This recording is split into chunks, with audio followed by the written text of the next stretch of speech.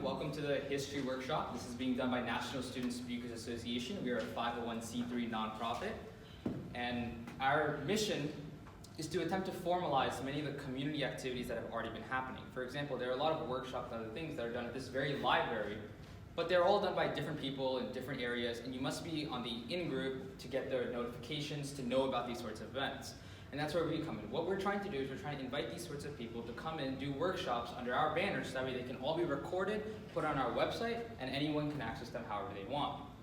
Now, today we're going to be doing a history workshop. My name is Anirudh Narayanan. I'm currently I just finished my 11th grade year at King High School in the International Baccalaureate program. I'll take a quick moment to qualify myself for this, just to make sure that everyone understands why I'm doing this. I have taken all of the AP history courses in my high school. That is the advanced placement courses. That includes AP World History, AP European History, and AP American History. In AP European History and AP World History, I got the highest score possible, which is a 5 out of 5, which roughly 5% of kids get every year that take the national exam. And the AP European History was just this May, so I won't know the results until July, but I'm very confident in how I did. Now, today we're going to be going over history, but history is very complex. There's a lot of years, a lot of things that are covered in history. So on Reddit, you know how when you go to the bottom of a very long post and they put TLDR and they summarize how it works? That's essentially what today is going to be.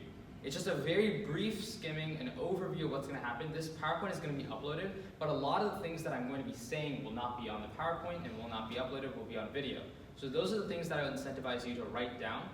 Anything that I say that's not up there. And if you have any questions, please feel free to interrupt and stop me. So today, we're going to be going over a couple of things. First, we're going to be talking about largely why should you study history, why is it important.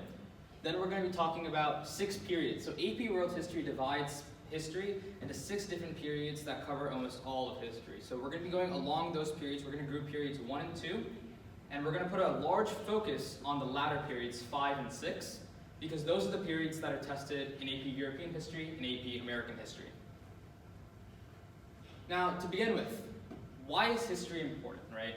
It's a subject that you take and often feels forced, but it has a great deal of importance, especially for us.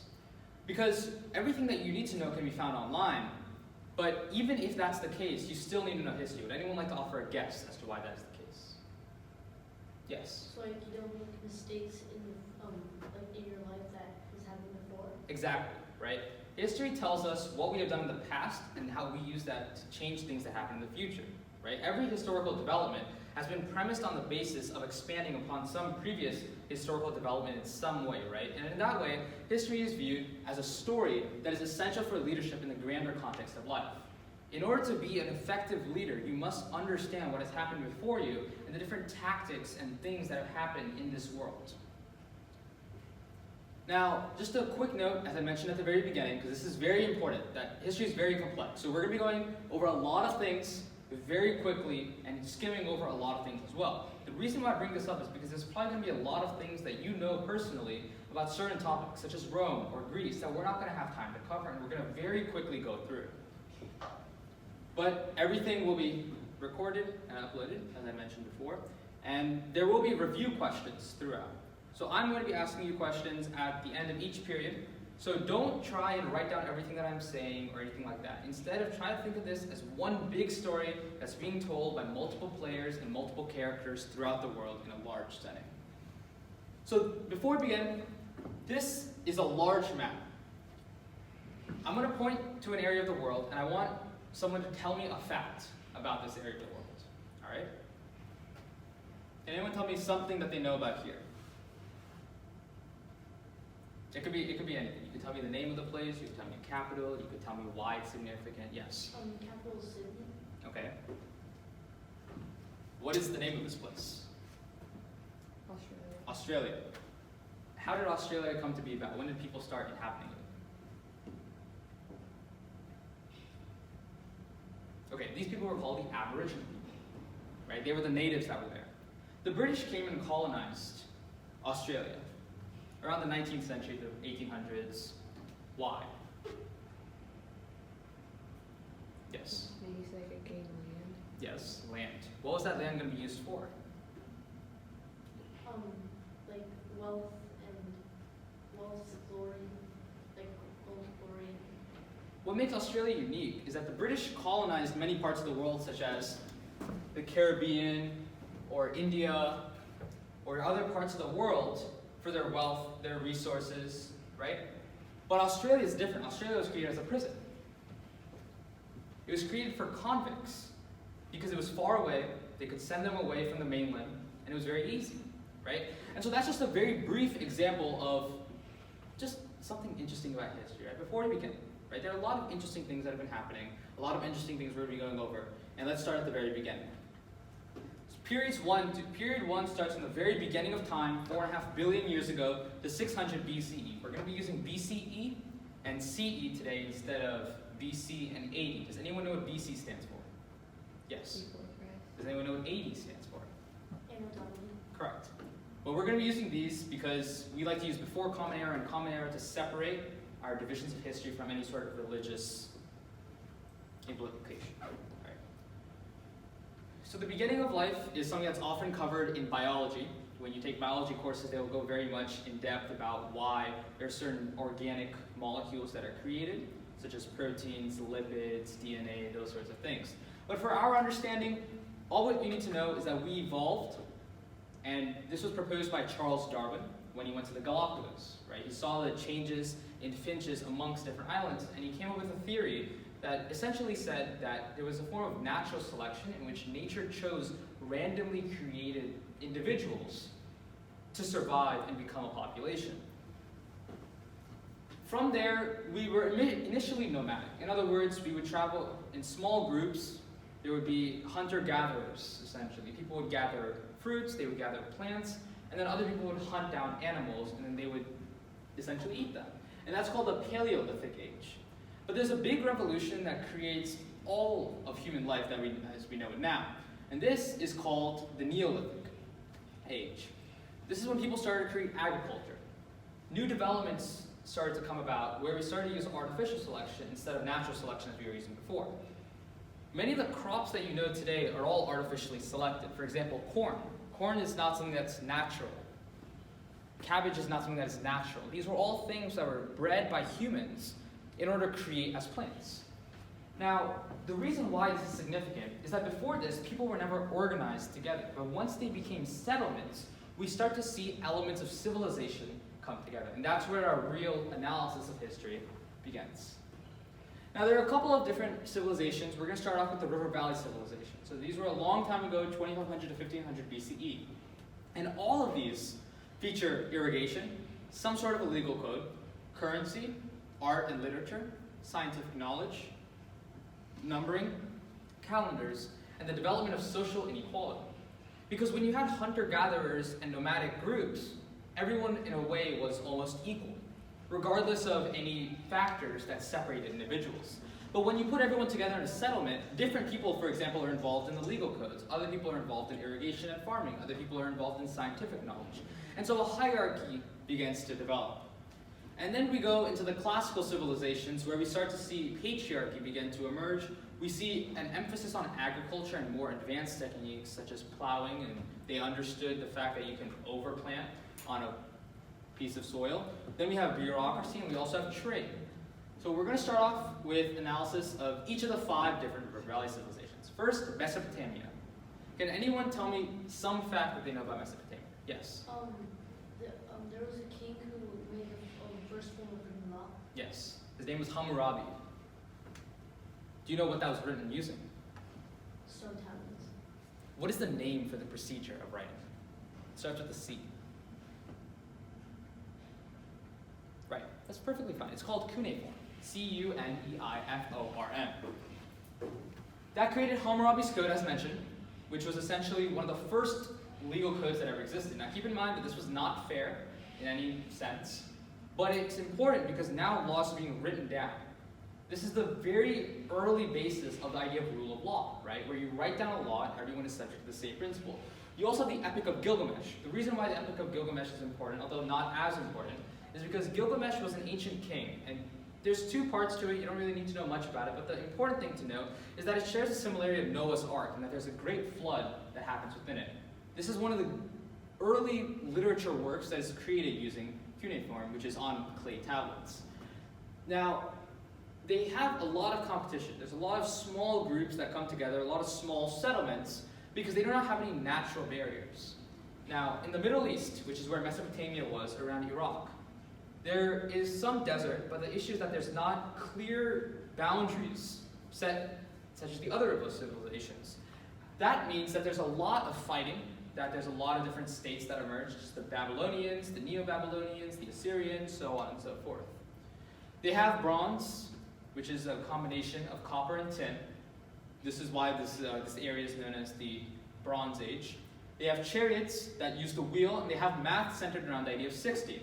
So just like how we have base 10 with ones column, tens column, hundreds column, so on and so forth, they use the idea of revolving it around 60. So that instead of the tens column, you would have a 60 column, a base 60 numbering system. Now, they had a polytheistic system. Can anyone define to me what that means? Yes. With more than one god. Exactly. And the behavior of these gods is very cruel, according to the religion. And it's been theorized that part of the reason why is because the Tigris and Euphrates are the two rivers that are in the area. That's why civilization was even able to happen, because the rivers would flood, and then the land that was left behind, the flood plain, was easily able to be growing crops on. Now, these crops were then used, but the problem was that the flooding was unnatural. It was random at times, which is very different from Egypt, as we'll talk about in a little bit. As mentioned, they have job specialization, they have social classes. You'll find that priests are often at the top of this. And they still have marriage contracts, right? Women are beginning to be unequal, right, as mentioned. And again, our rivers. The rivers are very important to know, to understand about the civilizations. If there's just a few things you know, you should know the rivers of each civilization, and you should know the writing system, as well as a couple of random key facts about each civilization. Now we're going to go on to Egypt. Now this is really when Egypt begins to shine. They have hieroglyphics, right? And I'm sure you all know what that means, the pictographs that they use. Now the priests in Egypt know what these pictographs mean. And they're very unique in that they're one of the few ones in Egypt that know what this means. As a result, they become part of the higher class within Egypt. Now, they're also polytheistic. They have a lot of gods such as Ra, and many more. But I'm sure that these are all, more commonly talked about topics. So the essential ideas are that there's a pharaoh who reigns as king, but is also God. And their gods are more optimistic because the Nile floods regularly, but in Mesopotamian civilization it is not. Additionally, they have a very centralized bureaucracy with regional governments and very low social mobility. In other words, they're a very early, strict civilization that grow independent of everyone else. They have better treatment of women compared to Mesopotamia, and their central river is the Nile. The Nile flows north, and Egypt is at almost the very, very top of that. The reason why that's so important is because there's the Nile Delta that allows for really, really fertile land that benefits Egypt, as well as the desert, which makes it so that Egypt is almost isolated from everyone else and allows them to create a strong civilization without any impediment. Our next civilization is the Indus River Valley. So this is around Pakistan, modern day, but we do not know much about them because we were never able to decipher their writing system. Does anyone know how we decipher the Egyptians' writing system? Rosetta Stone. Exactly. We have not found a Rosetta Stone, which is essentially translating Greek and Egyptian together. So we are still uncertain about what happened, but the following are the guesses that historians have created after archaeological digs. We know that there's soapstone seals, so we see very early indications of trade with Mesopotamia. We see crude weapons that are left behind. And we also see granaries, plumbing, and cities based on a grid pattern, right? As we see in modern day society, where it's laid out that seems almost to be controlled by a higher power, that's very organized and systematic. Priests, again, have the highest status, as is generally the case, and they are polytheistic as well, according to our guesses. They have two central cities, Harappa and Mohenjo-Daro. Of course, we do not know what happened to these cities. We do not know much about the civilization, but we do know that their river is the Indus River, and we do know that they are centralized. Now we have China. China has a lot of different dynasties and different people ruling over it, and we're going to be talking about them a lot today. So we're going to call this first section Shang China, the first group of the Chinese. Now they have oracle bones, where they take patterns, almost like the pictographs that the Egyptians used. And they put these on the bones and they let them roast on the fire and they look at how they crack. And that's used by the oracles to determine what's going to happen between the people. They have great geographical separation, just like how Egypt does, because of the Gobi Desert, which lies toward the west. And they also have the Himalayan mountains, which lie toward the south. So they're very isolated from everyone else. They also have a centralized government with the emperor, job specialization, so on and so forth. As you can see, it's becoming a popular trend. They're also very patriarchal. China will become very intensely patriarchal later on, a couple thousand years from this. And their central river is the Huanghe, which is the Yellow River. And next we're going to go on to the Americas. So we have two main groups in the Americas. We have the Mesoamerican Olmecs and the Andean Chauvin. Now Mesoamerica is just nothing but Mexico, specifically the Yucatan Peninsula. And the Andean Chauvin are just South America, around Peru, Chile, where the Andean Mountains run. Now, with the Olmecs, we have astronomy, we have giant stone heads, polytheistic gods, right? You're starting to see a bit of a pattern here. But they're not united politically. A lot of these other civilizations had some sort of political unification amongst the groups, right? There was a larger empire that was created.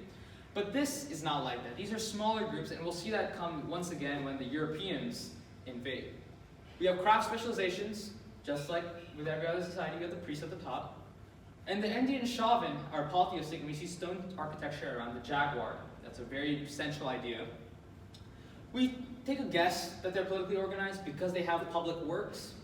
Does anyone want to take a guess at what hinterlands means?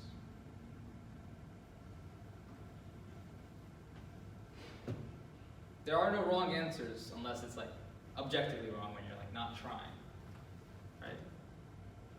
All right, so I'm gonna wait a couple seconds, and then I'm gonna choose something. All right. Each of you pick a number between 1 and 10. All right. 3. 3, 6. 6. All right. I'm going to pick the number 7. So you'll be answering the question. What do you think hinterlands means? I think it's basically smaller cities. Yes. It's essentially the area around the city, right? The suburban area, the rural area that exists. Very good. Again, priests at the top. But they're built around maize. Maize is just another word for corn. Keep in mind that Europe does not have corn yet. They take the maize from the Andean Chauvin, right? And we're going to be talking about that. So they are very unique in that they grow a lot of vegetables. And that's a very big thing about the Americas. So these are some of the societies that we're talking about, right? Just to get a larger... This is one of the few pictures I have in the slides, so enjoy it while it lasts. We have the Indus River Society right here, right, which is near India. This is around where Pakistan is. This is around where Iraq is. We see the Tigris River, the Euphrates River in Mesopotamia, and then we see Egypt, which of course is isolated by the deserts in Arabia and in the west, as well as the Mediterranean Sea, which has the Nile Delta right here, which is where they grow a lot of their crops. Now on the other side of the world, we see the Americas, right? Again, around where Mexico is, we see the Olmecs. And then around where the Andes is around Chile, Peru. Actually, this is more Peru, but we see the Chauvin. All right. So now that we've covered, that's period 1, right? The very, very ancient of the ancient societies. Now we're going to transition more into Greece. All right. So before we begin, Greece is very, very popular. I'm sure that you all know at least some things about Greece. So we're going to go around, including the parents. Share something that you know about Greece. We'll start off with the parents. You're not allowed to say the same thing as someone said before you. We'll start off here, so that way it's a little harder. I like the food of Greece. The food of Greece, all right? Can you give me some? There's like grape leaves. Grapes, olives. Grapes and they call it. All right.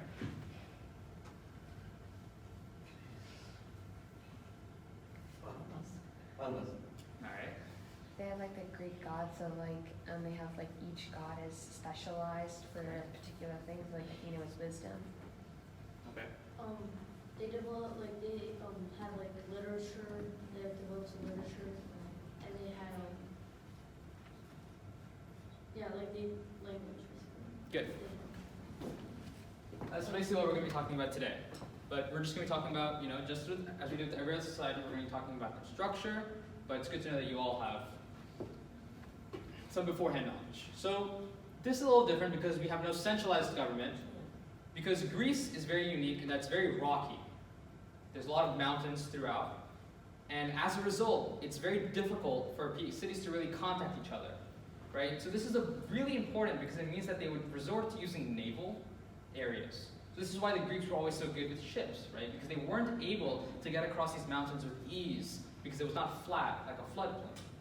Now, it was polytheistic, as mentioned, and the thing about Athens is that we often credit them with democracy. This is a very, very important concept. One of the most important things to remember about Greece is that they created early democracy, but it wasn't really democracy. What happened was that they were tyrants initially, back when you go to the very, very early history of Greece.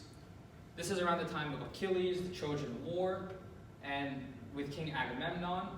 But what happened was that they accidentally gave power to the people, right? When they were trying to overthrow some of these tyrants and trying to fight back with the tyrants, they would give power to the people, but people don't give it back, right? So what happened was that a system of democracy began to evolve, where you would vote by marbles, white marbles and black marbles, whereby free adult males were the only ones eligible to vote. However, it was still an early rudimentary democracy.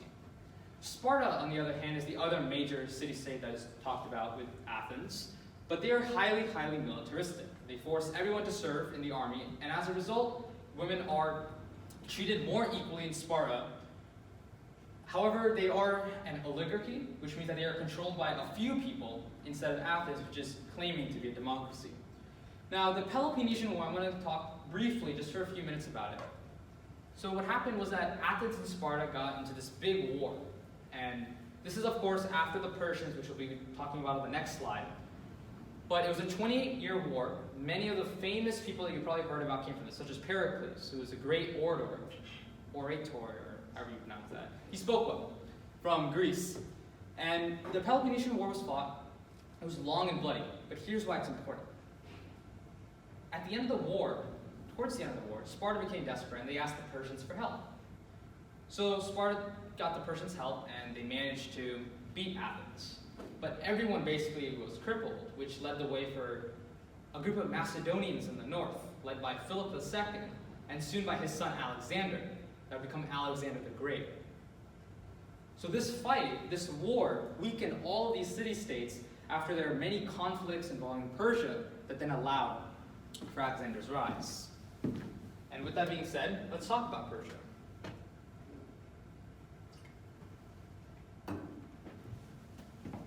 Cyrus the Great is the first real king within Persia. He establishes the empire around 539 BCE.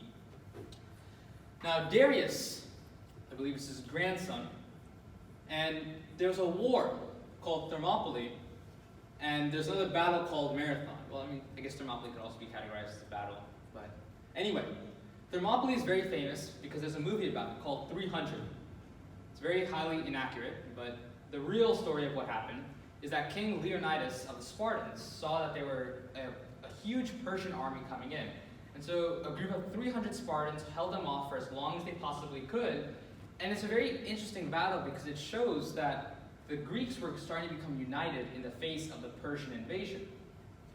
The whole reason why this Persian invasion had begun is there's a region called Anatolia, which is modern-day Turkey. Now in this region of Anatolia, there's a group of people called the Ionians. There's a group that are mainly Greek. So when there was an Ionian revolt against the Persians, the Greeks stepped in to help their people. And as a result, Darius became very angry, and so he launched this battle, and then he also launched another battle of Marathon. Marathon is very famous, and can anyone guess why?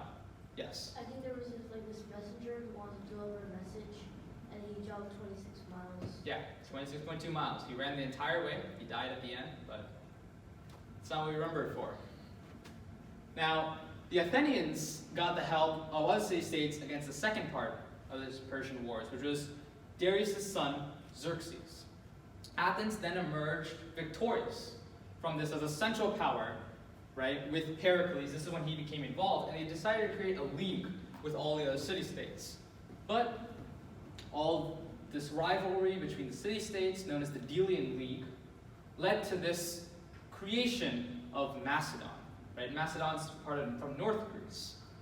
And so Alexander the Great steps in, makes a massive empire, right? He conquers literally everything. He walks in, he starts off with Greece, and he expands all the way eastward until he reaches almost reaches the Pacific Ocean. And throughout this whole huge empire, it's important to note that he takes back Persia, he takes back all these different places, but after he dies, it quickly falls apart.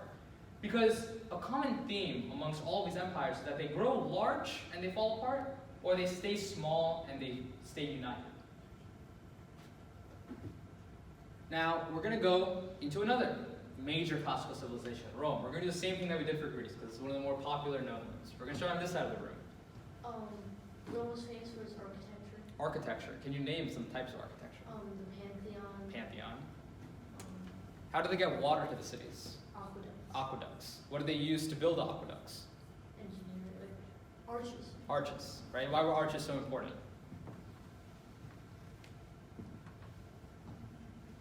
They inspire us today. Yes. So let's talk about the exact building structure of the arch. Why is the arch so useful? Right? Because of its strength. Right? That allowed it to support the aqueducts. Right? Making these sorts of connections is very important when you're going through history, because it allows you to understand why things are important and how they continue to remain influential today. All right? Transportation. Transportation. They were able to have like a huge empire and be able to move things around using good transportation. What did they use for transportation? There's something very unique about the way Roman soldiers moved. Roads, right? The Roman soldiers would place the roads as they go, always in a straight line.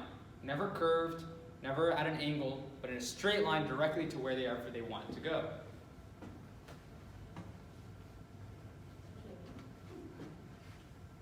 Right? We'll have I a have sub. a question. Yeah, okay. Why were they always straight? Sure. If you look at the distance between 2 points, the shortest distance will always be the straight line between them. So the Romans knew this, and they were very advanced in mathematics and technology, which is why they would build these roads in a straight way. The roads protected the soldiers in terms of not only their feet, but also when you're going across the grass and the plains and everything, sometimes there's marshes and you fall, or there's other technical mishaps. And so the Romans were very efficient at stopping this. This is where you start to see a change in how Roman legions, right, the armies can move so quickly across. It starts, however, as the Roman Republic. A lot of the things that we talked about were some of the accomplishments of the Roman Empire. The Roman Republic is very interesting because it's linked back to Anatolian Greeks, and here's how. There's a man named Virgil. He's a poet, and he writes a book called the Aeneid. It tells the story of a man named Aeneas, Aeneas. And he's a Trojan. In the Trojan War, Troy ends up being burned, right, from the Trojan horse, as most people know. And when Troy's being burned down, he escapes. He goes to Rome, and the story is that in Rome, his descendants would become the Romans, right? You also have another theory where it's Romus and Remulus, right, the two brothers that created Rome. And the interesting thing is that these Romans would then go back to conquer Greece and they would modify their gods, their religion, their way of life. But when the Roman Empire fell, it was the eastern part, the Greek part, that survived. So we'll be talking a little bit more about that. It's a very interesting avenue to go down, right? So that's the Romus and Remulus idea. But the central idea about the Romans is that they're very, very organized. They take organization to another level, right? There's bureaucracy and all that from these other civilizations, but they are extreme.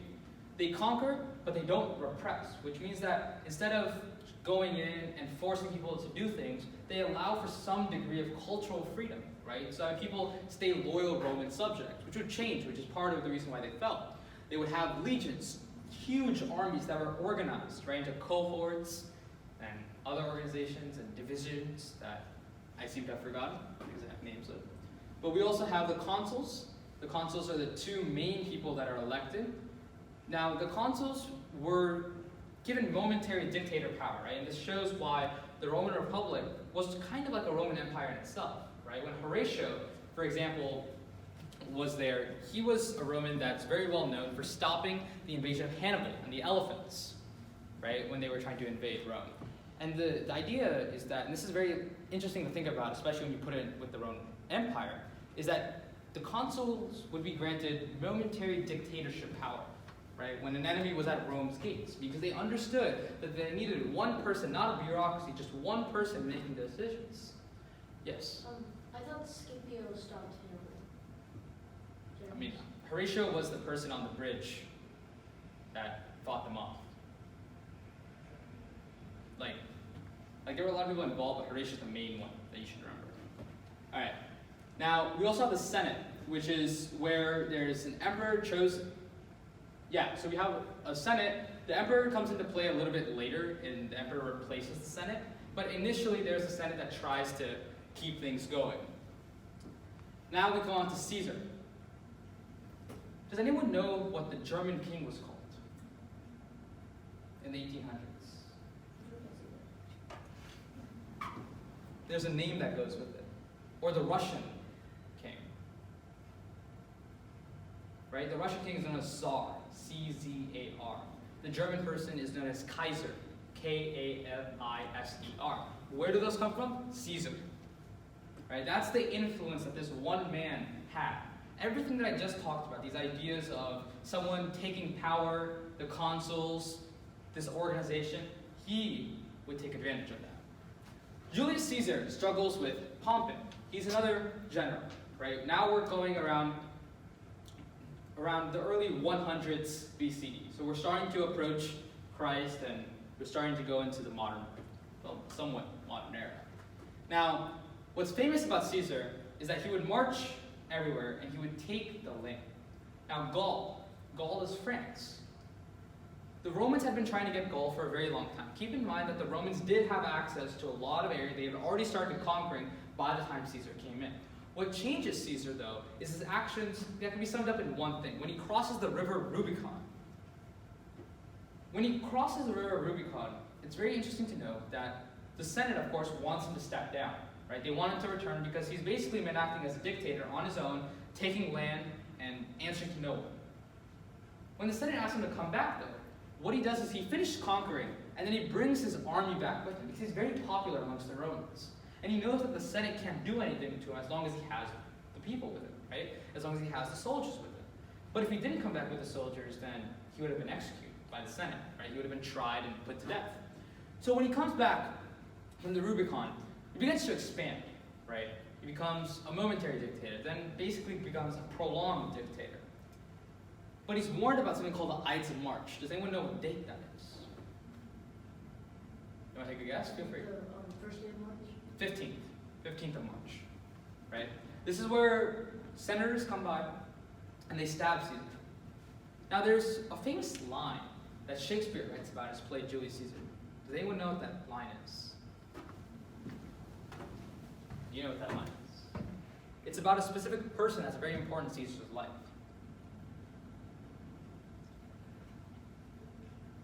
Anyone want to take a guess? No, it's in Latin, so it's kind of hard. The line is et tu, Brute. Right? There's a man named Brutus that Caesar very much cared for. And he was actually one of the senators that was involved in the stabbing of Caesar. And the reason why that line is so important is because Brutus did this action because he was very conflicted, of course, right? Caesar was like a father to him. But that's what makes it even more important, right? They believed in the strong idea of a republic when all what they did was just ensure that an empire would last. There was a civil war with Caesar's adopted son, originally known as Octavian, that would be re-Christian Augustus Caesar, along with Mark Antony, who would go and hide in Egypt with Cleopatra. But after the Civil War was over, Augustus Caesar would come in. He would be the first official permanent Roman Empire, and he would create a Pax Romana, a period of peace for a whole century after he was put into place. Now we're going to take a brief moment here, and we're going to talk about religion. Right? Of course, it's not embracing any religion or anything like that, but it's important to understand the development of religion. Back in period 1, at the very beginning of what we were talking about, there was a group of people as called the Hebrews, right? The Jews, essentially. When they were taken to Babylon in chains, they wrote down their faith, which had been passed around orally, and this became known as the Torah, right? Where they had the 10 Commandments, right? Moses brought them back. This is where all that stuff comes from. Now, we have Judaism, but then we have Christianity. Jesus of Nazareth, right, is born. Christmas Day. Now, it's not a question of whether or not he was born, right? The question is whether or not he came back, and that's what creates this idea of Christianity. But he's a priest, initially that was Jewish, who was crucified by Pontius Pilate. He's a Roman general, of course, and this is all happening in Judea, or Israel. And because of what he's saying, he's very much persecuted, right? He's put up on the cross and he's crucified. Now, Romans, they hate Christianity. They very much hate it, so much that they outlaw it. Right? They only want you to believe in the pagan gods. But all this changed in the 4th century because of Constantine. Constantine moves the capital to a new place, right? He moves the capital from Rome to what he calls New Rome, right? Which is a Byzantine, which is re-Christian Constantinople, named after him. And he creates the Edict of Milan to accept Christianity. And soon after that, Christianity would become the official religion of Rome. Why is that important? We're going to be talking about that because that is one of the most important events that ever happened in history. Yes? I think it's important because then when the Roman Empire fell apart, all the kingdoms like followed Christianity. Exactly, right? And we're going to be talking about that in the next period. Good to see you knew where I was going. All right. We're going to go back to China. That's right, we're not done yet. After the Shang, right, the Shang were a long time ago, right, back in the time of the Mesopotamians. Now we have the Zhao. Zhao are very similar, but now they have a mandate of heaven, right? And this is around the time where they start to embrace Confucian values before they were a real thing. Now Confucius, keep in mind, comes way after the Zhao, but they believe in a lot of the same things that Confucius would later on believe, right? Believing in family units, right? Believing in the importance of education as well as patriarchy. Now after the fall of the Zhao, China falls into disarray known as the period of warring states. Now there are a couple of attempts to solve this. One of them is legalism, right? This is harsh, strict authoritarianism where you try to force people to follow what you're saying. Qin Shi Huangdi. Does that name sound familiar to anyone? Books.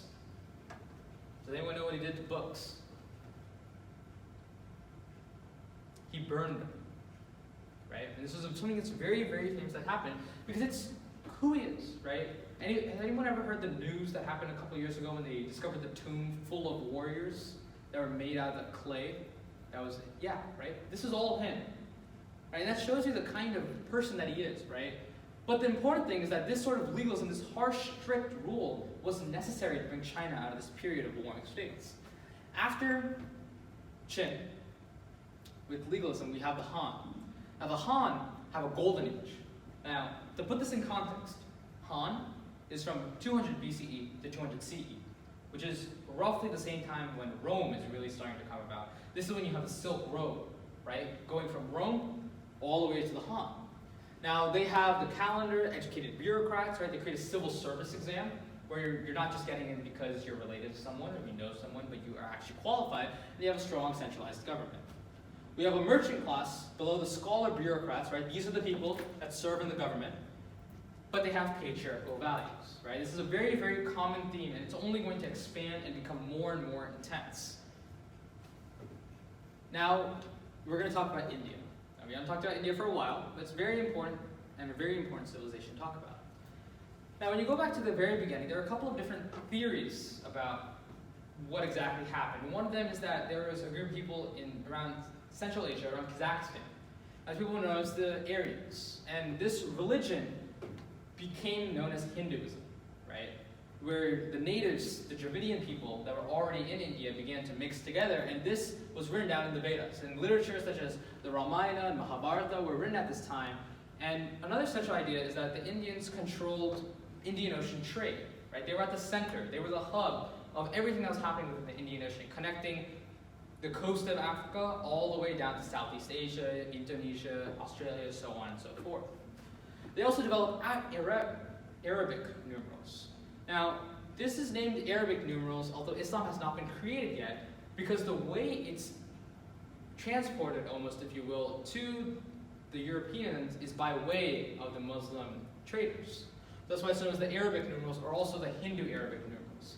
Why is this important? They create a base 10 system, right, where it's revolving around the idea of 10, and they give value to that idea of 0, right? That 0 can be used as a placeholder, and that it carries value by shifting digits and multiplying it. Now, India's history is largely categorized by small regional kingdoms, but there are a couple of larger empires that we're going to be talking about. The Mauryan and Gupta empires are two of those initial ones that we're going to be talking about. Remember, this is back in the times of 300 BCE, just to put a really rough time scale on this. Now, the Mauryan Empire started by Chandragupta Maurya. He's the one that basically creates the empire. The main thing to know is that there's a king named Ashoka. Now, Ashoka is a very, very violent king, right, in his early years. He leads a lot of the wars. He's much like Caesar, right? But it's interesting to know that he switches to Buddhism after a battle at Kalinga, where he sees the destruction that he has caused. Why is this important? Because when Buddhism is trying to expand, he's one of the major people behind it, right? He creates edicts throughout India. We also have the Gupta Empire, which is Chandragupta, but there's a space in the middle, who also creates a lot of different ideals as well. Just like how the Chinese did with the civil service exam, he starts to create the idea of a bureaucracy and formalizing an empire. Now, we also have caste systems with groups called jati, which dictate actions. Now, these are perhaps the strictest of the class systems, because once you are born into a certain caste, you cannot come out of that caste.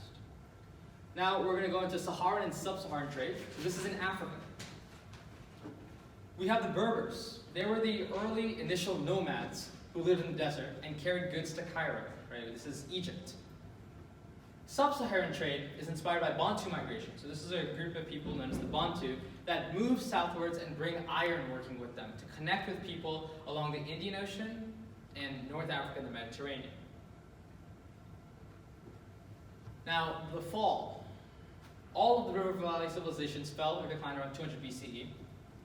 And the classical civilizations fell around 200 to 600 BCE, right? There's a couple larger trends to know here. Han China falls 220, Western Roman Empire falls in 476. We say Western because the Eastern Roman Empire survives. We're going to talk about that a little bit on the next slide. And the Gupta Empire falls in 550 CE, and they go back to regional kingdoms. Nomadic invaders, corruption and weak rulers, large borders, and plagues along the Silk Road because of trade is what led to all of their downfall, right? Now, let's talk more specifically about the Western Roman Empire. This is another very important task that links back to the Edict of Milan. Now, the reason why this is so important is why they fell. Now, the other civilizations, when they fell, there was an emperor taking over, right? A person that knew what was going to happen, right? How the system was going to be organized. But the way the Western Roman Empire falls is very, very unique, right? See, they have been fighting off invaders for a very long time. But what they stopped doing was they stopped making people feel Roman. Remember how earlier I said that the Romans mastered the idea of conquering without oppression? Well, they start to do that. And what happens is that there are people in the Roman army that aren't really Roman. And that there are rich people that are getting richer and poor people that are getting poorer and unhappy with what's going on. And so one of these groups that constantly attacks Rome, that has been fought off, but the issue is that, remember, a lot of the soldiers in Rome aren't really Romans anymore. So they're willing to help out the Visigoths, right? They're the central tribe around all these things they're just hungry, right? They literally just want food. So they go to the aqueducts and they block the supply of water and they starve Rome. Rome is very famous for being a city of 7 hills. And they go around all the 7 hills, create a border around them, and they starve Rome to death. They literally just wanted food, right? And the funny thing is, after 3 days of looting, they realized there was no food, and they just moved on. Why is that important? Because there wasn't a centralized empire in Europe, at least in Western Europe, for the next 1,000 years. Right? And when you ask yourself, why did Europe conquer so many civilizations? Why did it expand so much? It has to do with this. There was no unified central government. All of these lands became disorganized. There was just tribal groups everywhere.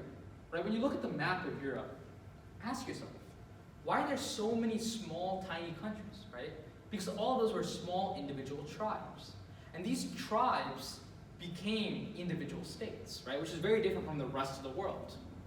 Now, the Catholic Church grows in power, right? Because Christianity is the official religion, and it stays around with all this disarray as Europe devolves into feudalism.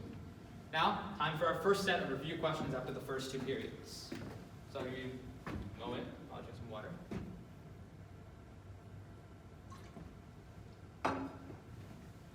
Alright, First question. What was the Chinese idea that stated that rulers were legitimate when chosen by a higher power?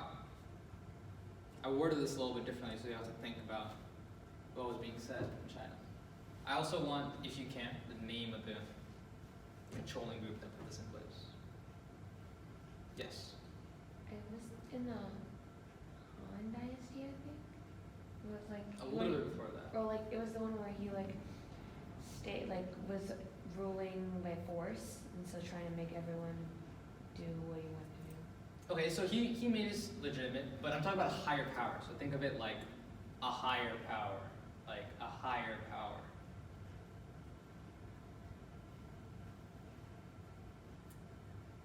Alright, a higher power like heaven. Mandate of heaven, right? You guys remember that with the Zhao? Right, that's a very important idea because it'll stick around in China for a very long time. That's how they chose many of the rulers. Now, why was there a shift from nomadic groups to settlements? We covered this a while back, but what happened? Because the development of agriculture. Agriculture, yes. What are some characteristics of these early civilizations, like the River Valley civilizations? We went over a lot of the similarities. You can tell me either similarities amongst all of them or specifics for one group. Like they didn't have borders. Mesopotamia, they didn't have borders. Good.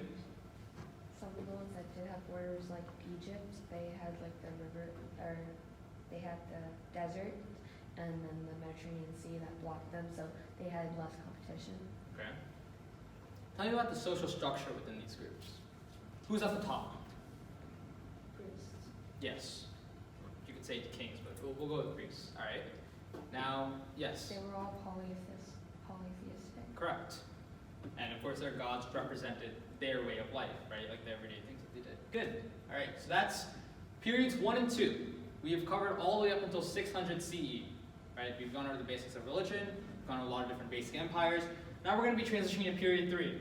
Period 3 is the period right before things begin to like really spice up, right? 1450 is when Europe starts to become a big boy, and 600 is the creation of Islam, right? And that's why you have these dates that are selected. It's important to know the dates, why they're there, because that helps you remember some of the big things that happened in the periods.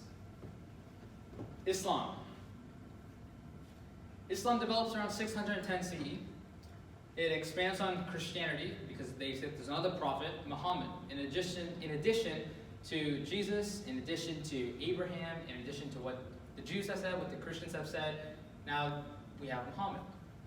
But it's a very political and religious force, which makes it very interesting to follow. They establish a caliphate because they have something called Sharia law, right? It's this idea that Islam is not only just a religion, but it's a militaristic way of, well, not militaristic, it's a way for the military to conduct their life. And the reason why I say that is because it was viewed as sort of an empire in of itself, right? You'll notice that people talk about the Arabic empires for a reason. Just gotta make sure it's still there. We'll cut this out. I haven't had it there in a while. It's like, I don't want to like stop recording. All right. Okay.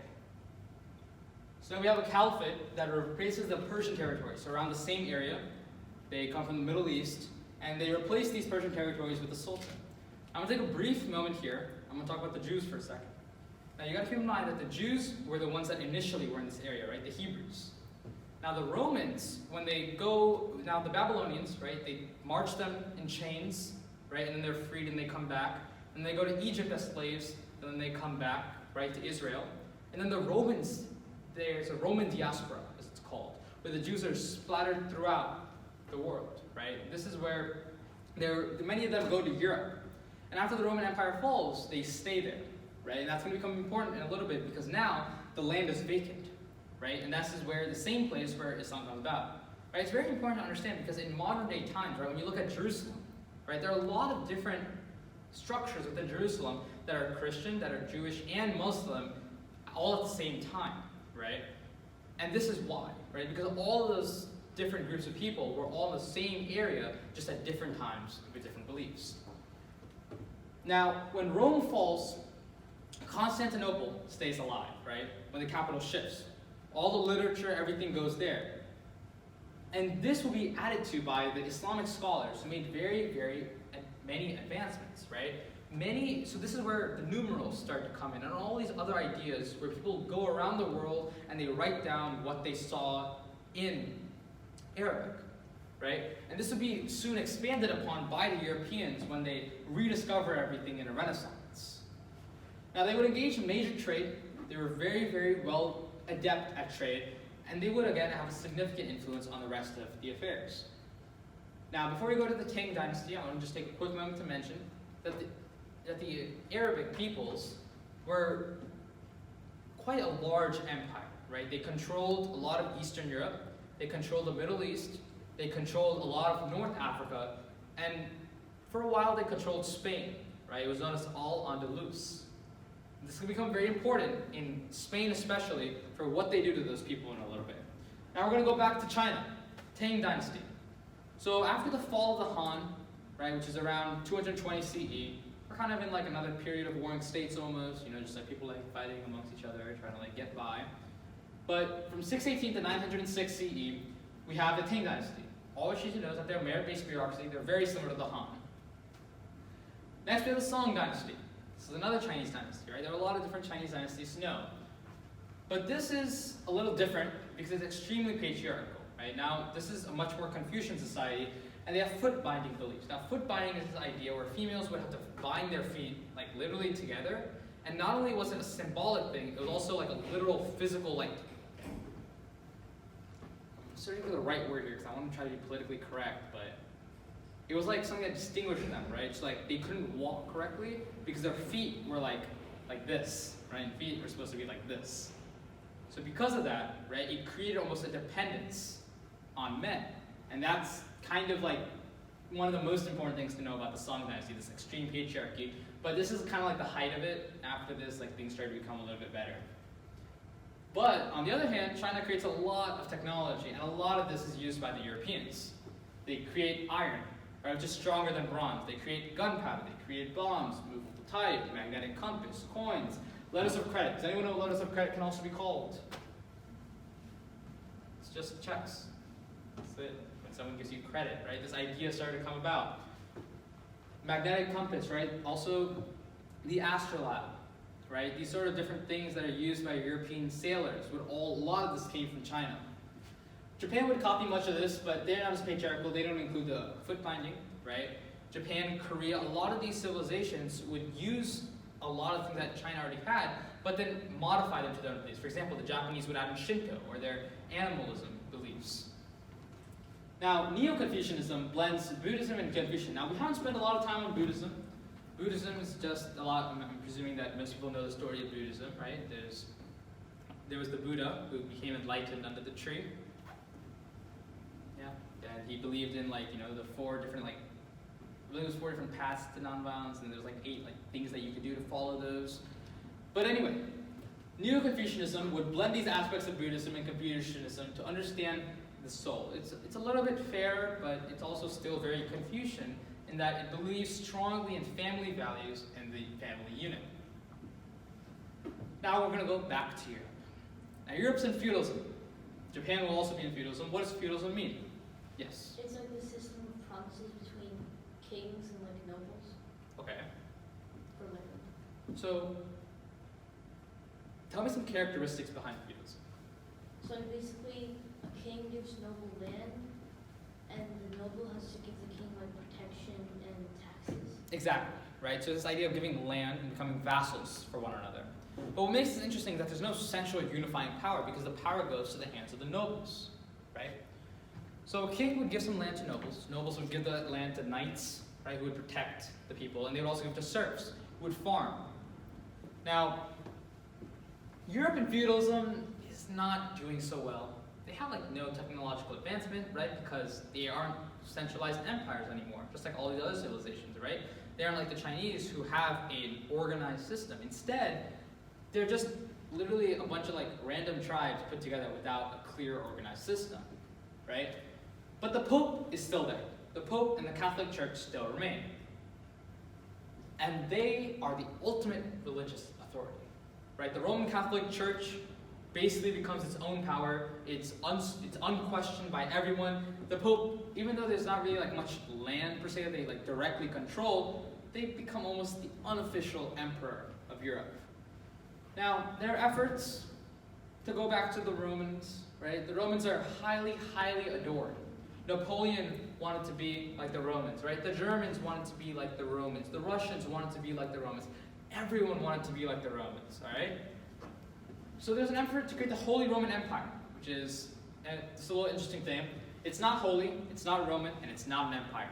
It's just a small little group of Germanic states that just exist. It's like 800 of them, all right, at one point. Charlemagne, that stands for Charles the Great. In 800 CE, on Christmas Day, he's crowned the first Holy Roman Emperor by the Pope. Now, the Holy Roman Empire doesn't really take off. It's just like there, it's like a small state. But the nobles still have so much power. But the Magna Carta of 1215 shows how that's actually not necessarily the case. Has anyone ever heard of the Magna Carta? It's a very famous document, yes. It was written by King John and the nobles because the king had too much power, I think. Yes, right? The essence of it was that it restricted the king's power in Britain, right? And that's important because that would show a relationship between the two, right? This idea of parliament and so on, right? That existed in Britain, that would not exist in a lot of these other places where nobles would be just reigning for a long time and then there would be a king that would just pop in and push those nobles back down. We also have the Crusades in this time. Now this is around the thousands. Crusades are fought against Islam. Initially they're very, very successful, right? There's a lot of developments, but the Third Crusade, everything's back to normal. And the Fourth Crusade goes so badly because they can't find funding that they end up just sacking Constantinople, literally just for money. Now, who gets rich? Venice, Genoa, Milan, Italian city-states. Why? Trade. Now, on the map of Europe, right, try to imagine this for a moment. You have the Mediterranean Sea, and you have all this land, right, the Middle East, Egypt, Sinai Peninsula, and you're trying to get to India, you're trying to get to China because you want to trade with them. So how do you get there, right? You could walk, but then you have to go through the Gobi Desert, right? You have to go through the Himalayan mountains, and that's not really too good. You could go through the caravans, but again, right? Even if you come together with a group of people, there's still robbers and so on and so forth. But you can't necessarily go through the Middle East either, right? Because you have to pay the taxes, right, to the Arabs.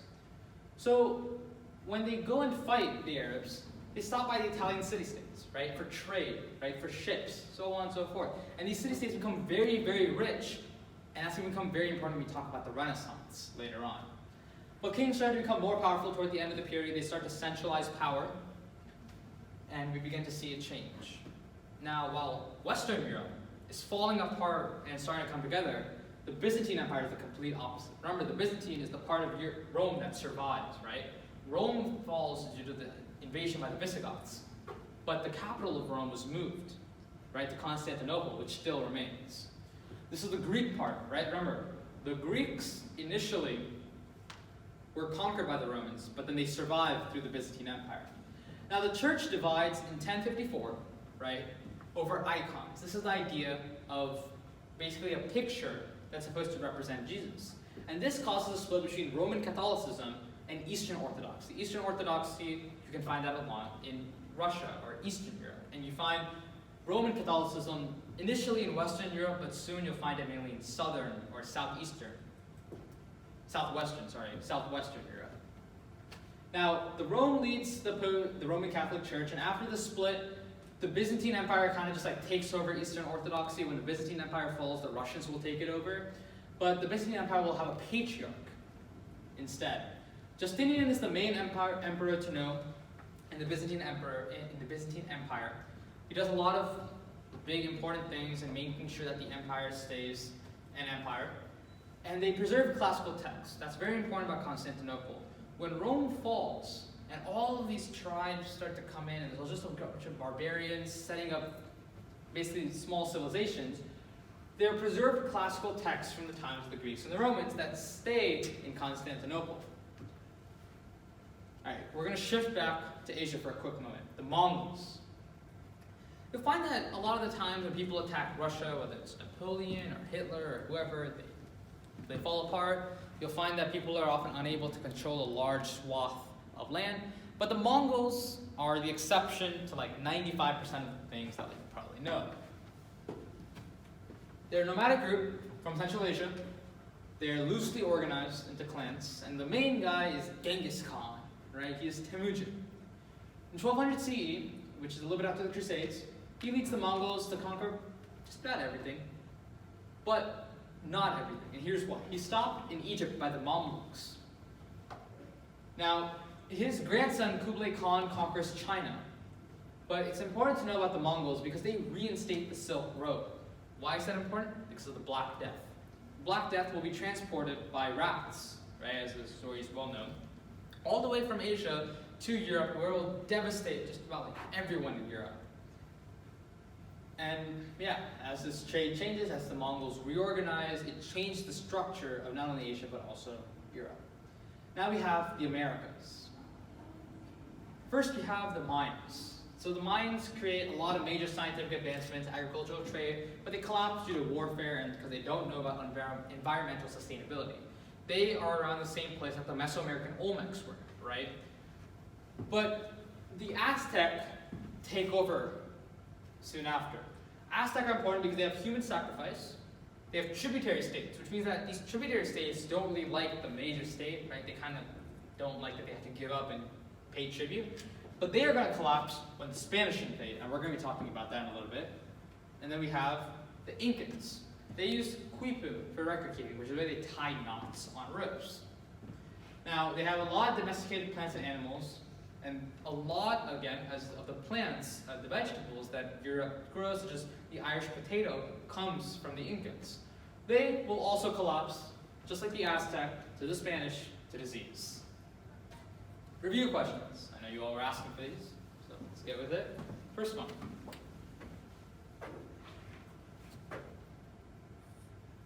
On a very broad scale, how's Europe doing? Yes? It's falling apart, and there's not really any liquid, not power, sustained power. They're all just little areas, I Little guess. tribal Yeah, groups. tribe. All right. Anything else about Europe? What's the system it's in? Feudalism. Feudalism. What are the Crusades? Right, what's going on with that? How does that have affect Europe? Specifically one part of Europe.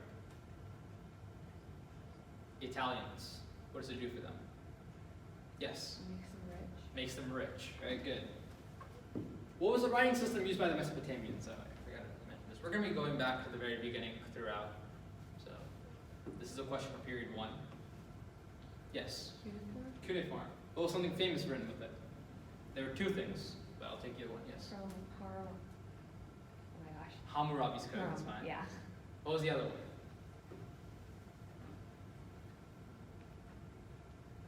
Epic of Gilgamesh. Right. Okay. Last review question for this period. How is the rest of the world doing? What's going on? What are some either broad trends, specific things? What's happening?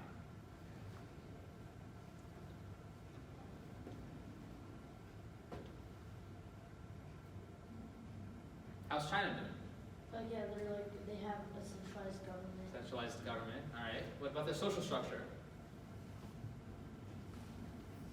Patriarchy. Patriarchy, right? But everyone else is doing pretty good, right, other than Europe. All right. Here's where things begin to change and Europe really begins to emerge. Period 4, 1450 to 1750. We're going to start off with the Ottoman Empire. Ottoman Empire. This is Middle East. They are Arabic. Founded by Osman, they're a collection of Turkish tribes. They conquered Constantinople in 1453. Constantinople is well known for having these huge walls outside of the city. And modern day Constantinople, by the way, gets re-Christianed as Istanbul by the Ottomans. So if you go back to the very beginning, right, you see Byzantine, right, in Anatolia, right, near the Troy. It becomes New Rome and then Constantinople, back in the Roman Empire. Then it becomes Constantinople as it stays through the Byzantine Empire. Then once the Byzantine Empire falls to the Ottomans, it becomes Istanbul. Now, the Ottomans use civil service. They have a group called Janissaries. What they will do is they will come by, they will take young Christian boys, and they will put them into their service, right? They will make them soldiers. Women have comparatively more equality, and they are somewhat religiously tolerant, although you do have to pay a tax for following some other sort of religion. Now they have a siege of Vienna, but in 1530, when they expanded to Europe. Now this was one of the biggest mistakes that they did, and the reason why is because they united Europe into a common fear of the Ottomans. And so it became very important in a little bit because then they started to fight off the Muslim invaders very intensely than they had before. So here's a continuity, right? You go back all the way to the Romans, right? Then you have the Byzantines, then you have the Ottomans, and the Ottomans fall in 1919 when World War I ends and become replaced with Turkey, right? So there's a lot of things that are going on in this one area of the world that makes the Ottoman Empire very, very important. Keep in mind, all trade is going through the Ottoman Empire, right? The Ottoman Empire controls the Sinai Peninsula, right? The Red Sea, where the Suez Canal is today, which is how everything got from the Mediterranean Sea through into the Indian Ocean, right? Now we're going to go to India, right? This is where everyone is trying to go. We have the Mughal Empire, which is a part of the Delhi Sultanate. So this is important because these are a group of Islamic rulers over a Hindu population. Now, the main central emperor that you should know is Akbar. He tried to reconcile Islam with Hinduism. We also have Sikhism merge with the teachings of Guru Nanak, which is a combination of some faiths of Islam and other faiths of Hinduism. And we have Shah Jahan, who is, I believe, the great-grandson of Akbar, who believes in Taj Mahal, who builds the Taj Mahal in Agra as a tomb for his wife.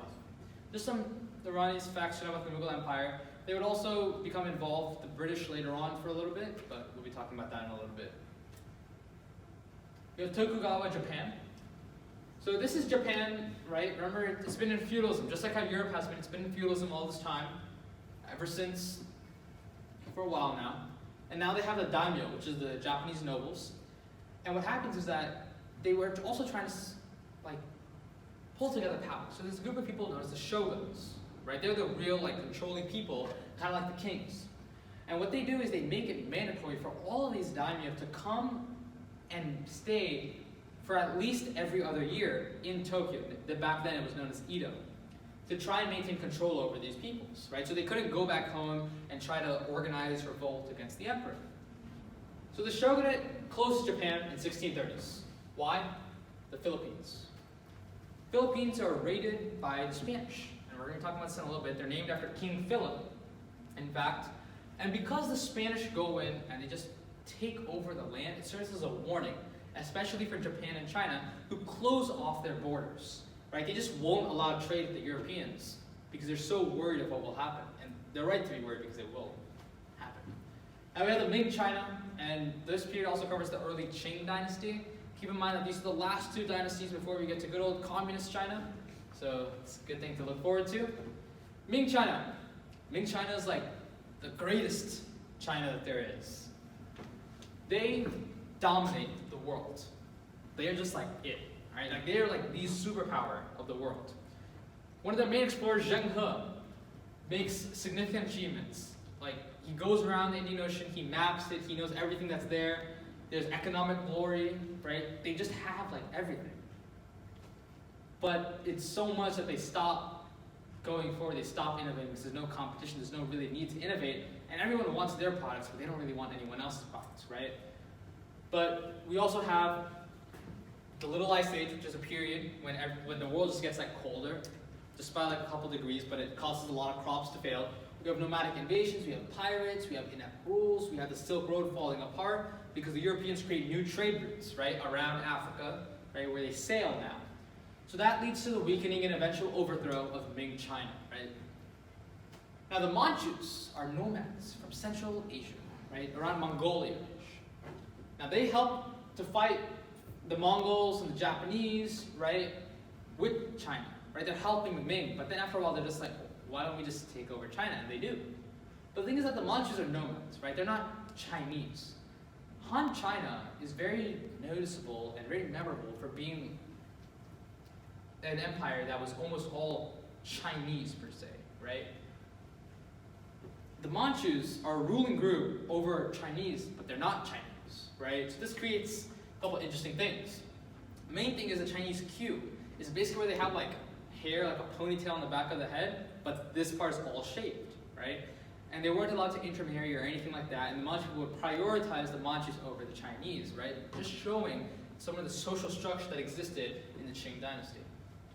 Christian missionaries are really, really pushed out in China, right? The Jesuits are a group that are created in Europe around the 1500s after the Protestant Reformation, which we'll talk about in a little bit.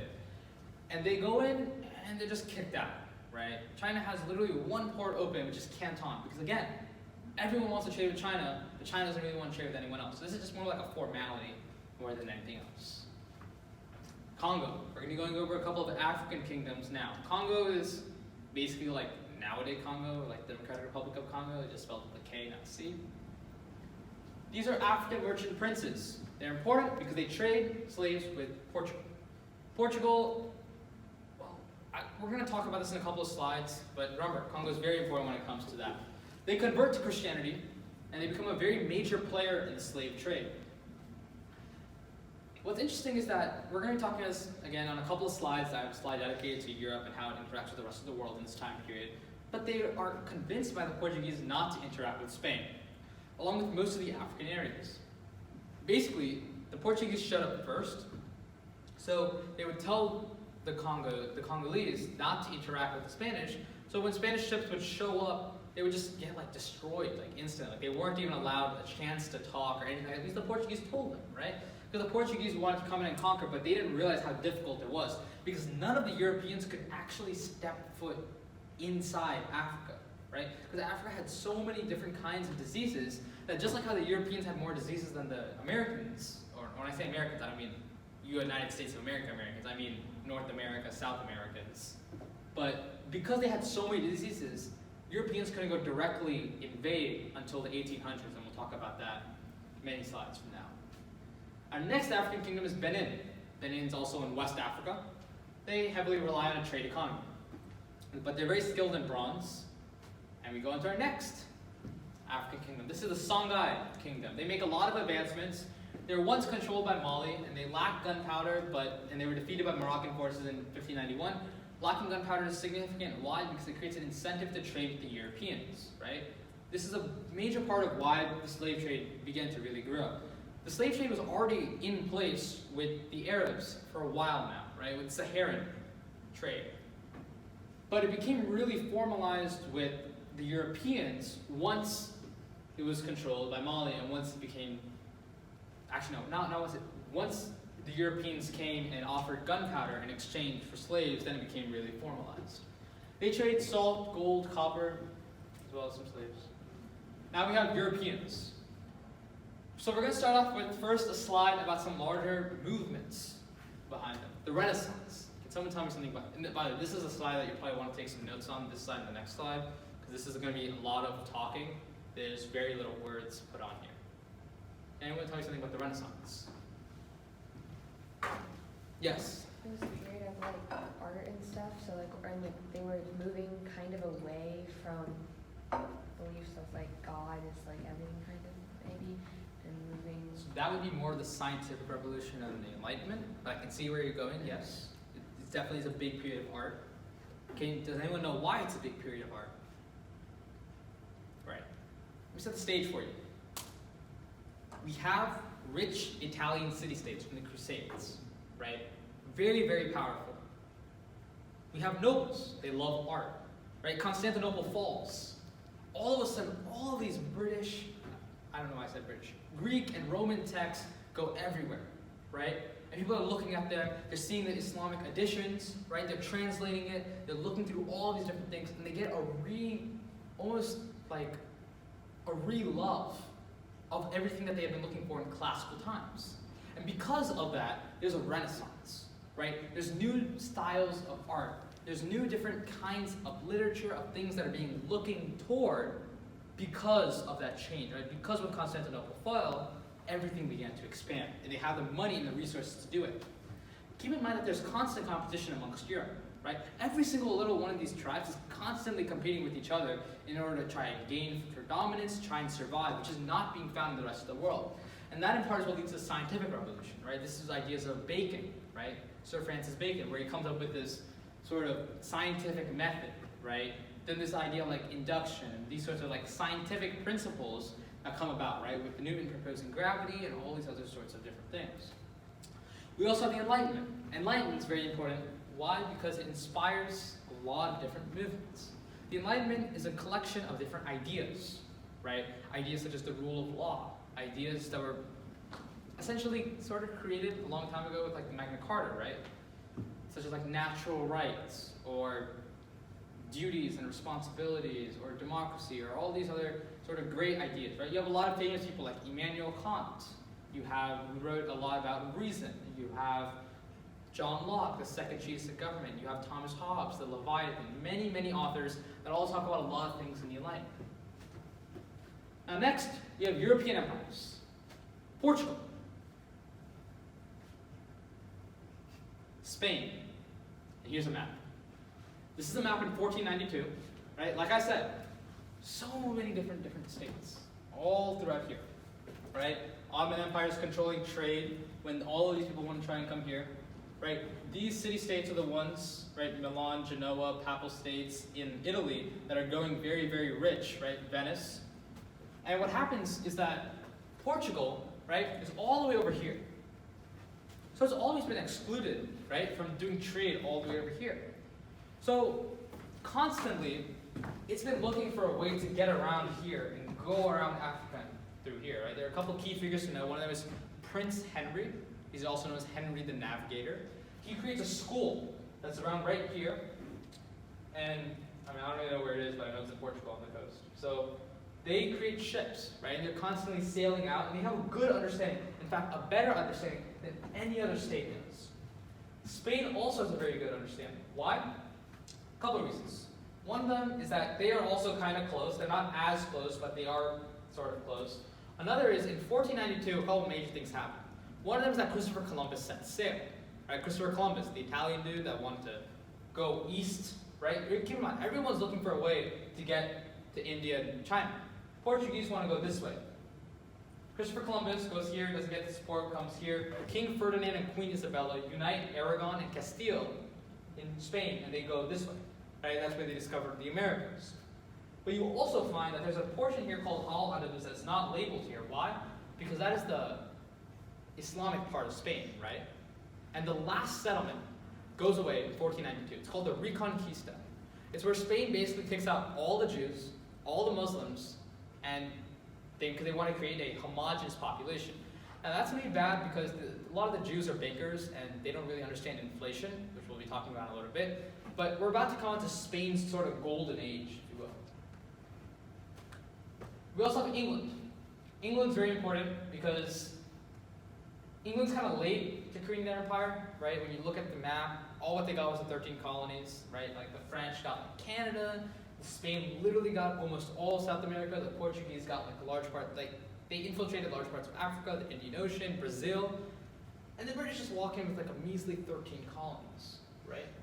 But England is still very important because of some other developments that have happened, which include the Glorious Revolution. Now, when you have the Protestant Reformation, right, which happened in 1550, there's a guy named Martin Luther that basically says the Catholic Church is like doing a lot of things that are like hypocritical, right? They're saying that you're not supposed to marry, but they're marrying, right? They're doing like a lot of sketchy things. They're saying that if you pay money, right, to an already rich church, if poor people pay money, then their sins go away, right? All these sorts of things that he just did not agree with.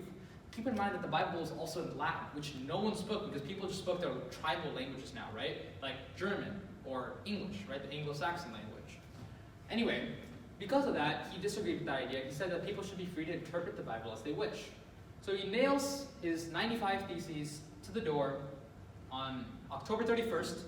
I think it was like 1517, yeah, around, I'm pretty sure it was 1517. And he nails it to the door, and people just go crazy. Because the Gutenberg printing press has just been invented by Johannes Gutenberg, which allows for this 95 Theses to be mass printed and spread everywhere.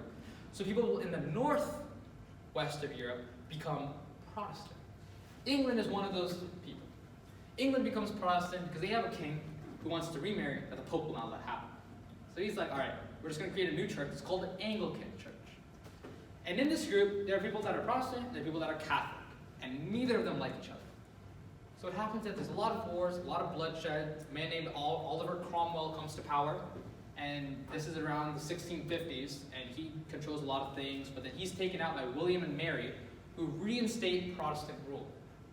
Now, the reason I went on that whole little spiel is that's become very relevant in not only its interactions with all of Europe, but also in its interactions with America, which we'll be talking about in just a little bit. France. Now, France is another very interesting group of people. In around 1000, a little bit after that, there's a group of people from Normandy that invade England, which is why a lot of words in the English language actually have French cognates, right, because of that invasion from Normandy. Anyway, the French have a lot of different kings that are really relevant, right? They have their whole line of Louis. They have Cardinal Richelieu, who in the 30 Years' War, which is around 1648, there's a war fought between the Protestants and Catholics. It's the last religious war in Europe. Essentially what happened was that people were like fighting over what, if they were going to be Protestant or Catholic. There was a Peace of Augsburg created in 1555 that tried to resolve this by saying that princes chose, but it didn't really do anything. So they basically fought just like a huge war. What's important to know? Here's what's important to know. Last religious war. Why? Because of the French. There's a man named Cardinal Richelieu. If you watch any of the Three Musketeers movies, he's often portrayed as the villain. But in this, what he does is he sort of convinces the French Habsburgs. The Habsburgs are the ruling group of people amongst most of the Catholic countries. So the Habsburgs are Spain, France, right? They're like a lot of places. But he convinces the king to fight against the Habsburgs because of this idea of a balance of power, right?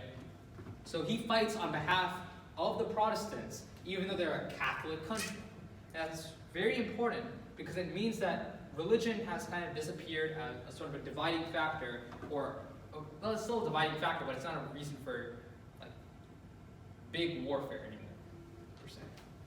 All right, exploration. So we have these empires, right? They're starting to come together. They're starting to centralize, right? Spain's kicked out literally everyone else. So what's going on with exploration? Well, we have the Protestant Reformation, we have the Catholic Counter-Reformation, right, as I mentioned before, with Martin Luther.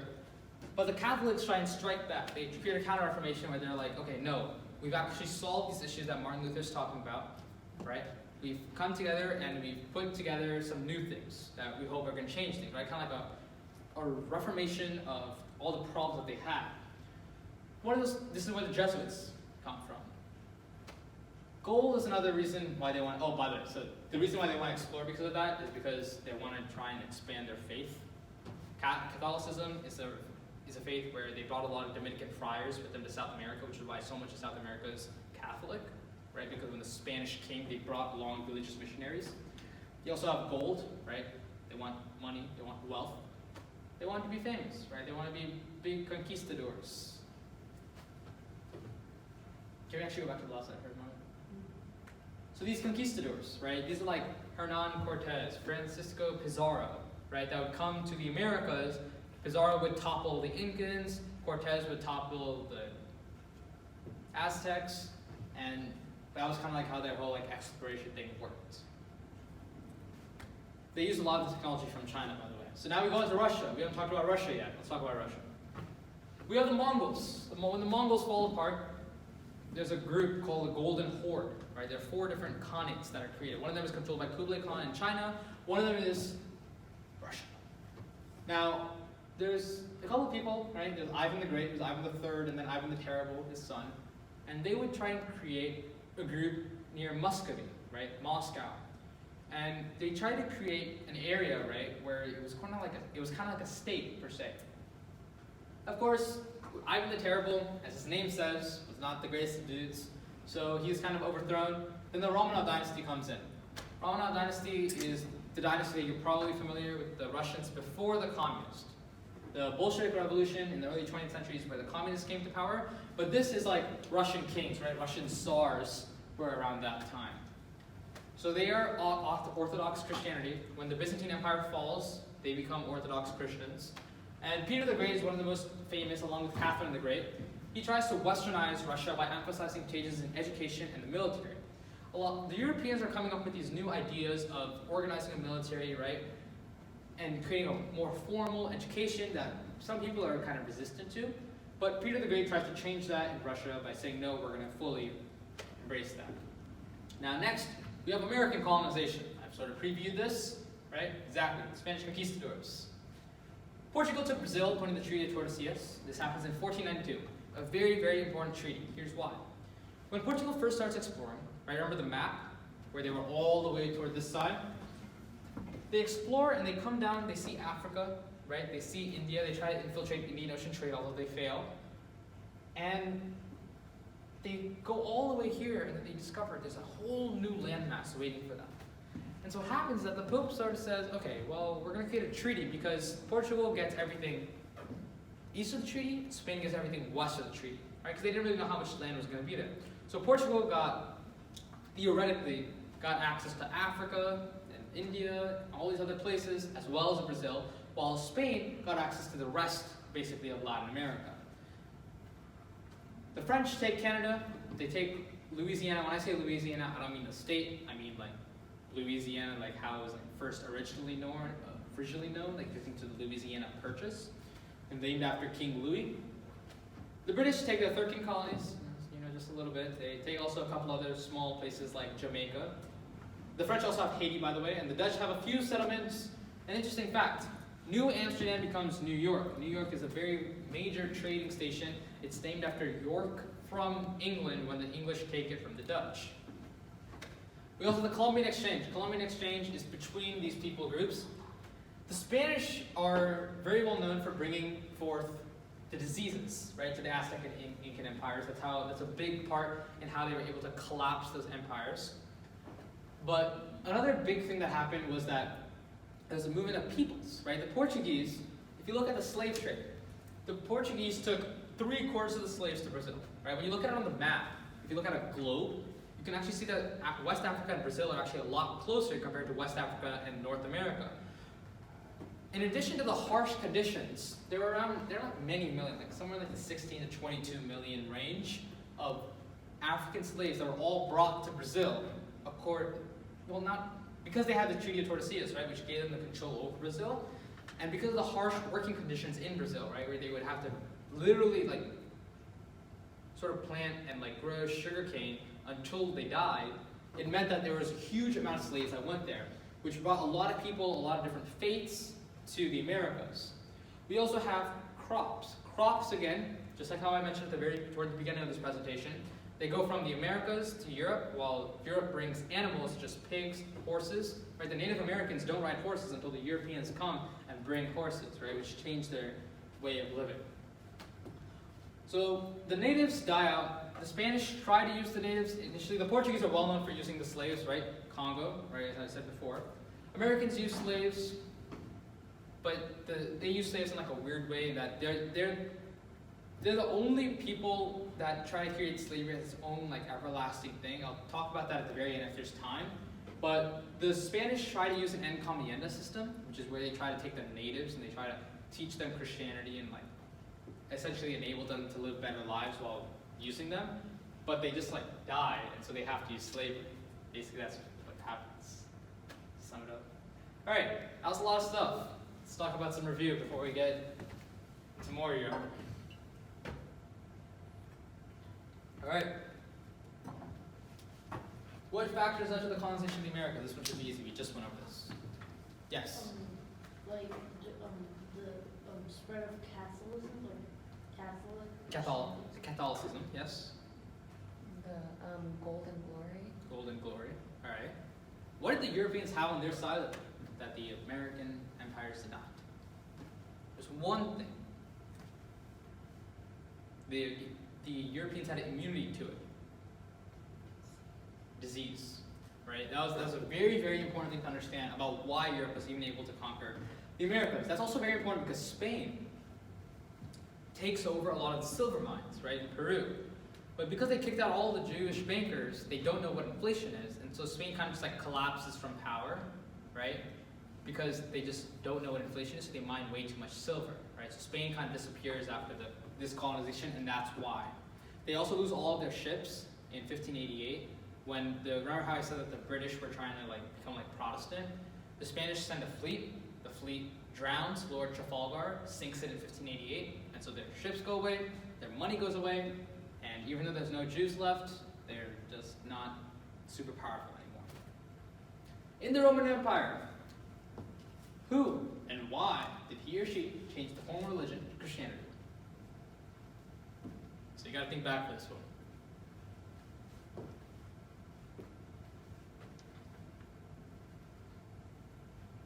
A city was named after this woman.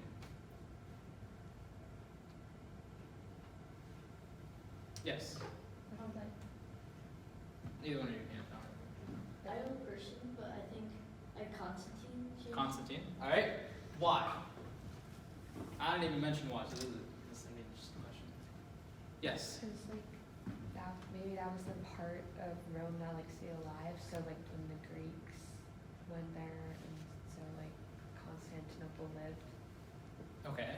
Well, that wasn't. That's true, but that wasn't the reason why he changed the religion. I think that because a lot of people were following Christianity. That actually a lot of people weren't actually following Christian. Not that many like relative people. So. Still recording? All right. So the big thing is that Constantine had a vision, right? He saw the cross, right? And when he saw that cross, he became moved, right? Like he saw, because they won the battle after they did that. I don't remember which battle, but they won a battle after they did that. So he sort of just like changed their religion to Christianity because he believed that Christianity was the reason why they won that battle. All right. Why did the Renaissance happen in Europe and not any of the other formidable societies throughout the world? There's two main factors. I haven't explicitly said this, but I have implicitly said this. Yes. I think maybe the Enlightenment.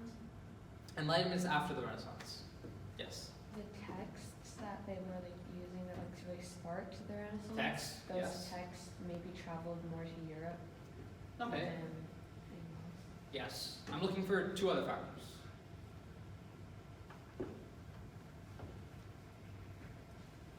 Okay.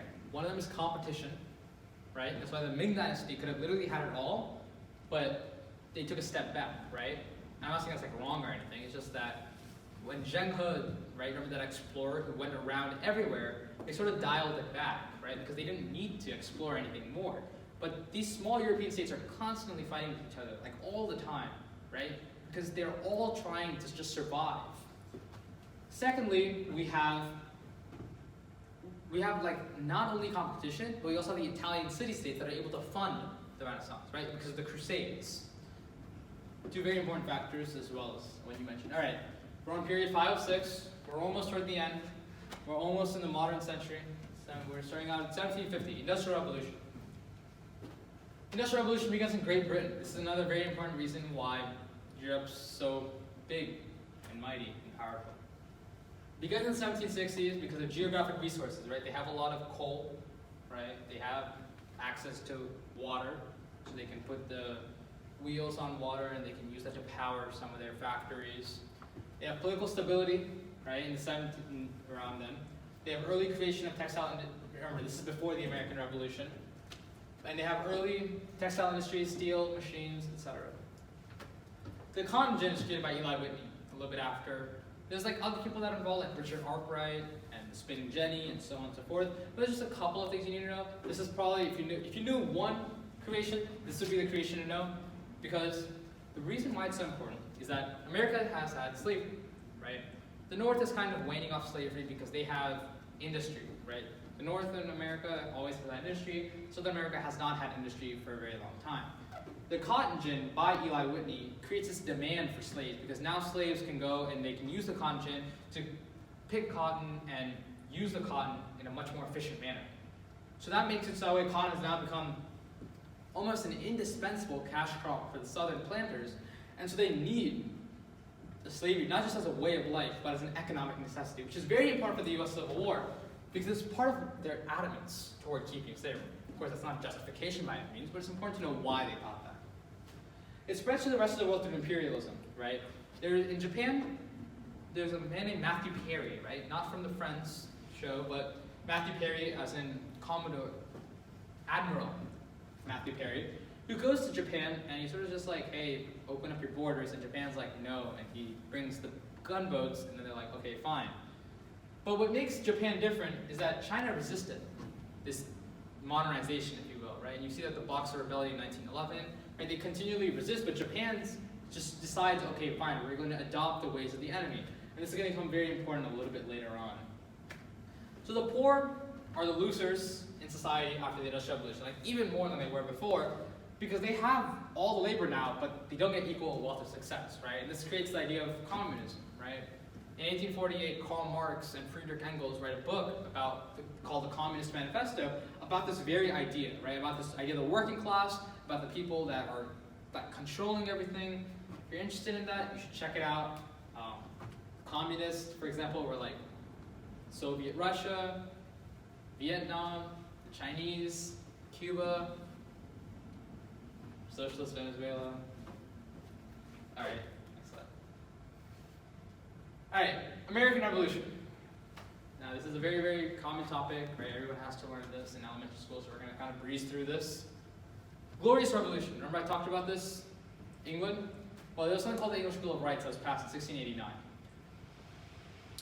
That in combination with the ideas of the Enlightenment, in combination with something called salutary neglect. Now, salutary neglect is a thing that's not really taught often, leads to this idea of revolution, right? Like, salutary neglect, essentially what happened was that Oliver Cromwell, when he was in power, right? Remember all the way back with the Protestants, the Catholics in England. Oliver Cromwell created the Navigation Acts, which is the idea of roughly mercantilism, right? Which is that, I should probably define mercantilism. Mercantilism is an economic system whereby the state tries to say that you should export more than you import, right? Seems kind of intuitive. It was created by Jean-Baptiste Colbert, like Stephen Colbert in France. Anyway, so Oliver Cromwell created these Navigation Acts. The purpose was that whatever trade was happening, a little bit of it would go back to England. After Oliver Cromwell was kicked out and the Glorious Revolution happened and William and Mary stepped in, people kind of just forgot about it because money was still coming to England. So money was going up, but control was going down, which meant after the French and Indian War and the 7 Years' War,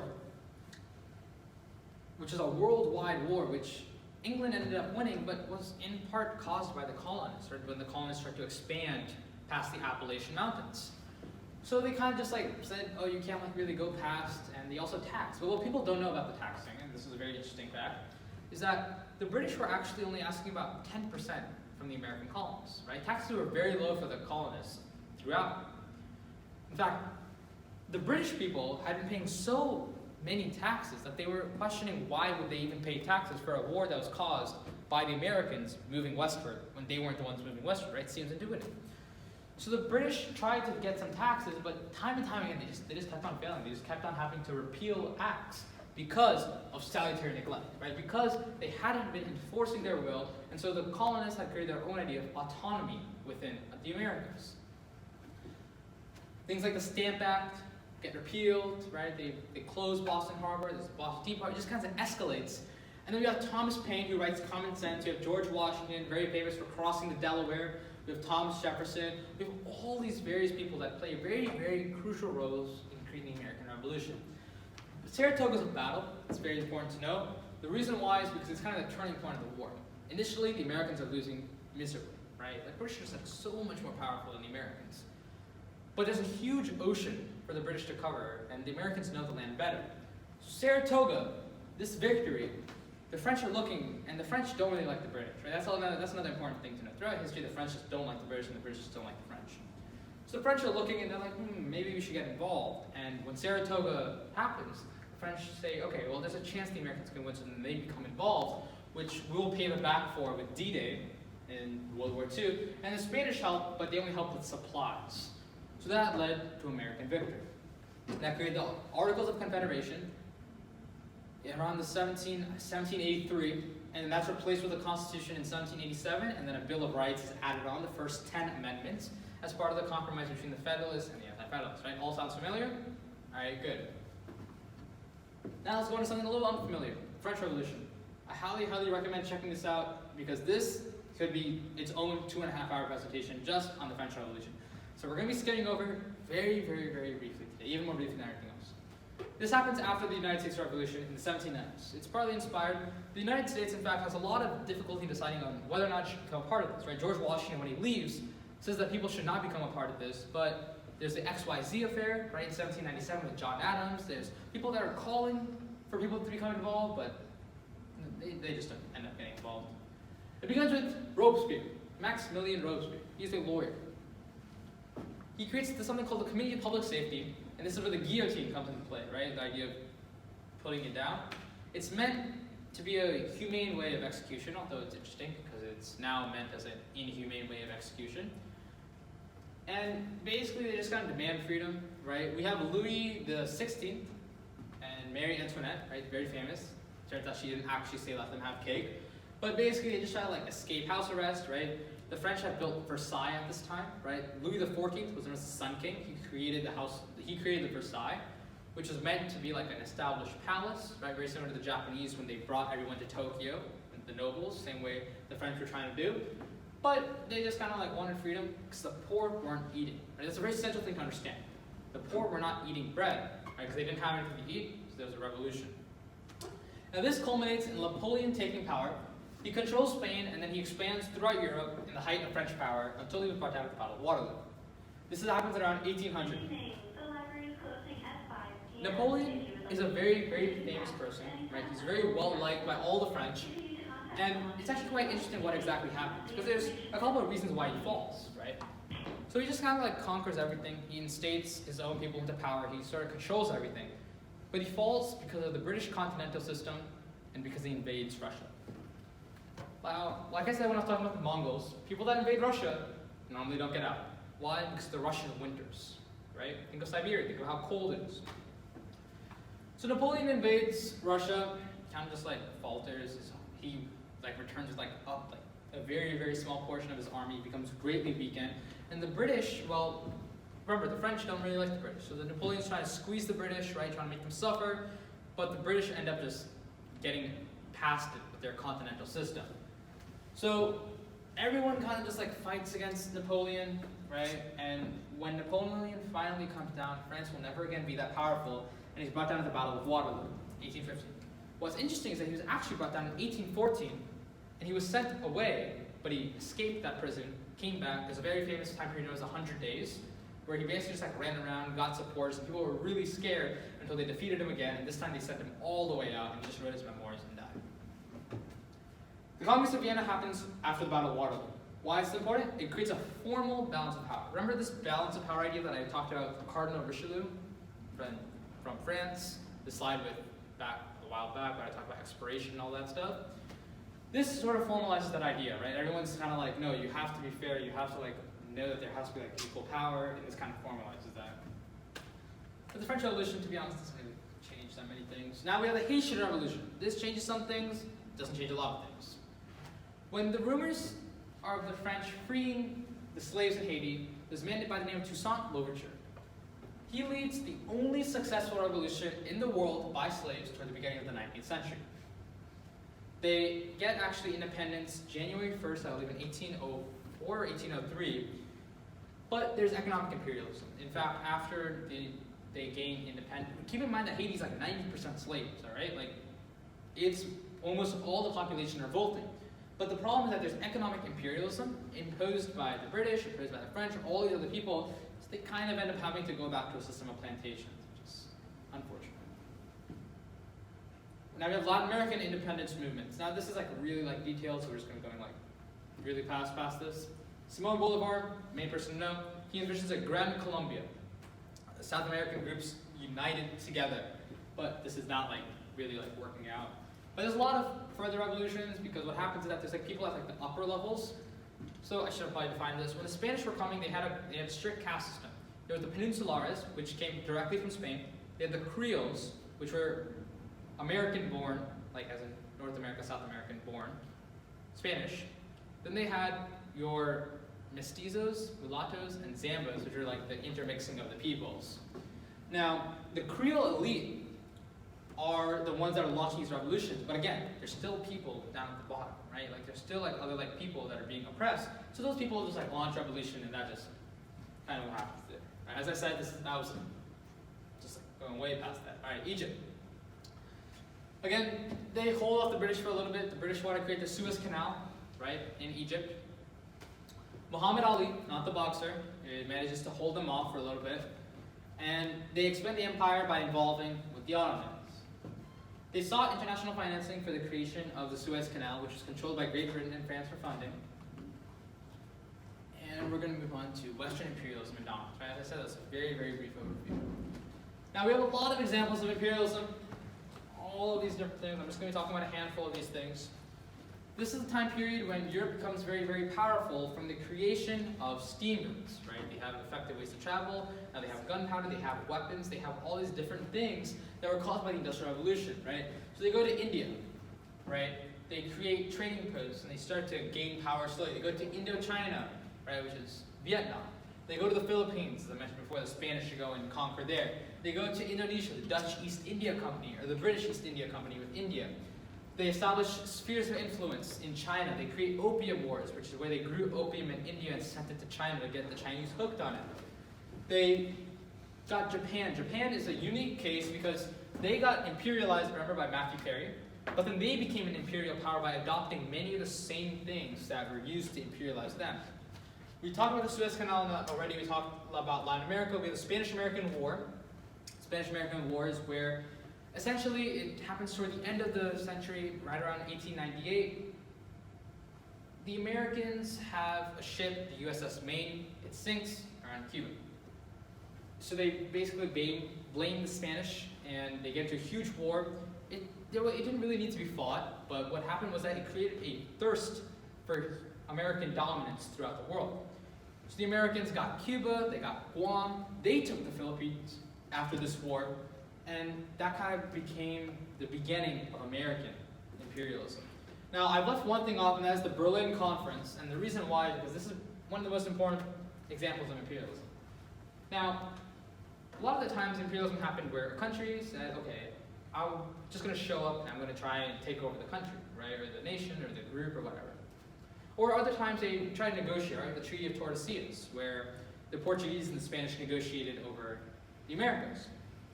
The Berlin Conference is when people come together in Berlin in the creation of the new Germany, which we'll talk about in a little bit, which is also very important, and they split up Africa, right? A general rule of thumb when you look at a map is that if it's a straight line, it's probably drawn by people that were not living there. If you look at the map of Africa, those lines are all so straight because European people sat down at this conference, drew lines on a map, and claimed different parts of the territory for themselves. And that's essentially how they split it up, right? The Dutch took South Africa, right? The Dutch Boers moved there. Or the Belgian Congo, right? Or the French Algeria. All these different places in Africa were all dependent on the Berlin Conference. I also mentioned earlier when I talked about the Congo that they were not able initially to go into mainland Africa, right? They could not go in because of all the diseases. But because of the Industrial Revolution, they started to understand that you could get immunizations, right? You could become resistant to the diseases that were there.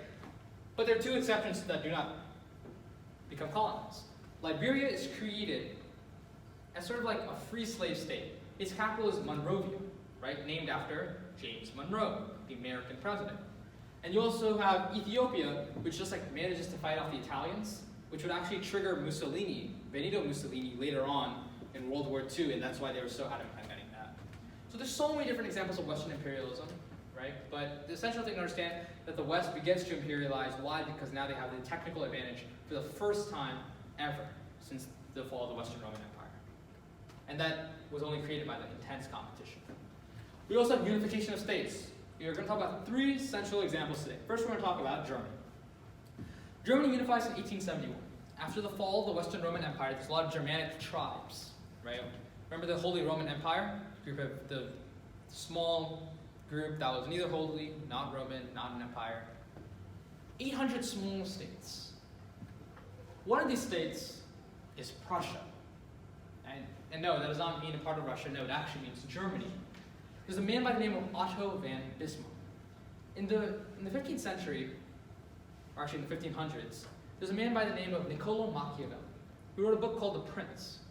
In it, he proposed a revolutionary idea that the ruler of an empire should do what is best for the empire, right? They should not do what is best for themselves to look good, but they should simply backstab anyone they had to for the success of the empire.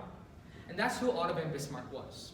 Under the leadership of Otto von Bismarck and German Kaiser Wilhelm II, Germany began because Prussia effectively goaded other nations into initiating war against them. So they were able to expand and take over the Holy Roman Empire in all these different places. By the way, the Holy Roman Empire is kind of disbanded after Napoleon, becomes the Rhineland, but that's not like super relevant.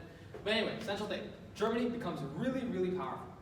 They challenge Britain in naval superiority. They are the power.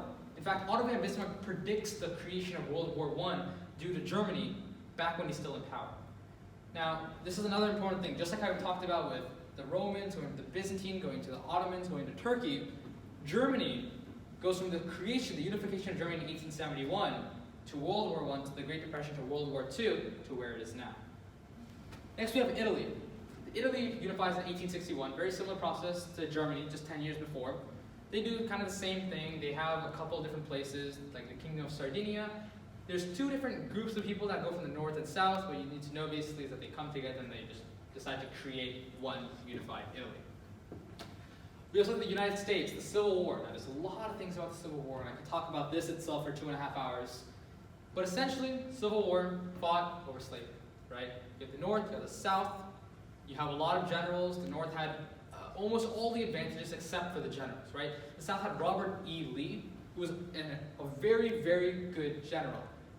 The North had a lot of like bad generals initially until they got better people, like Grant.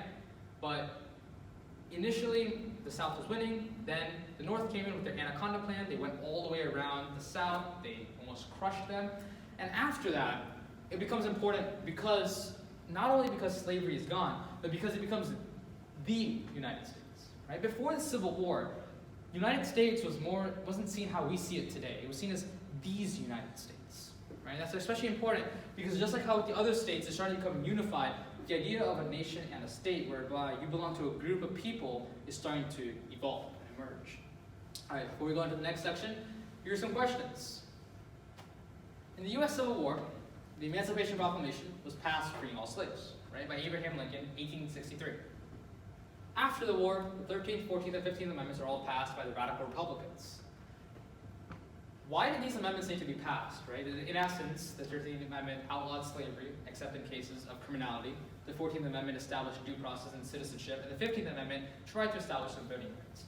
Why were these created if the Emancipation Proclamation was already there? Yes, either one of you. Because the Constitution is the supreme law of the land.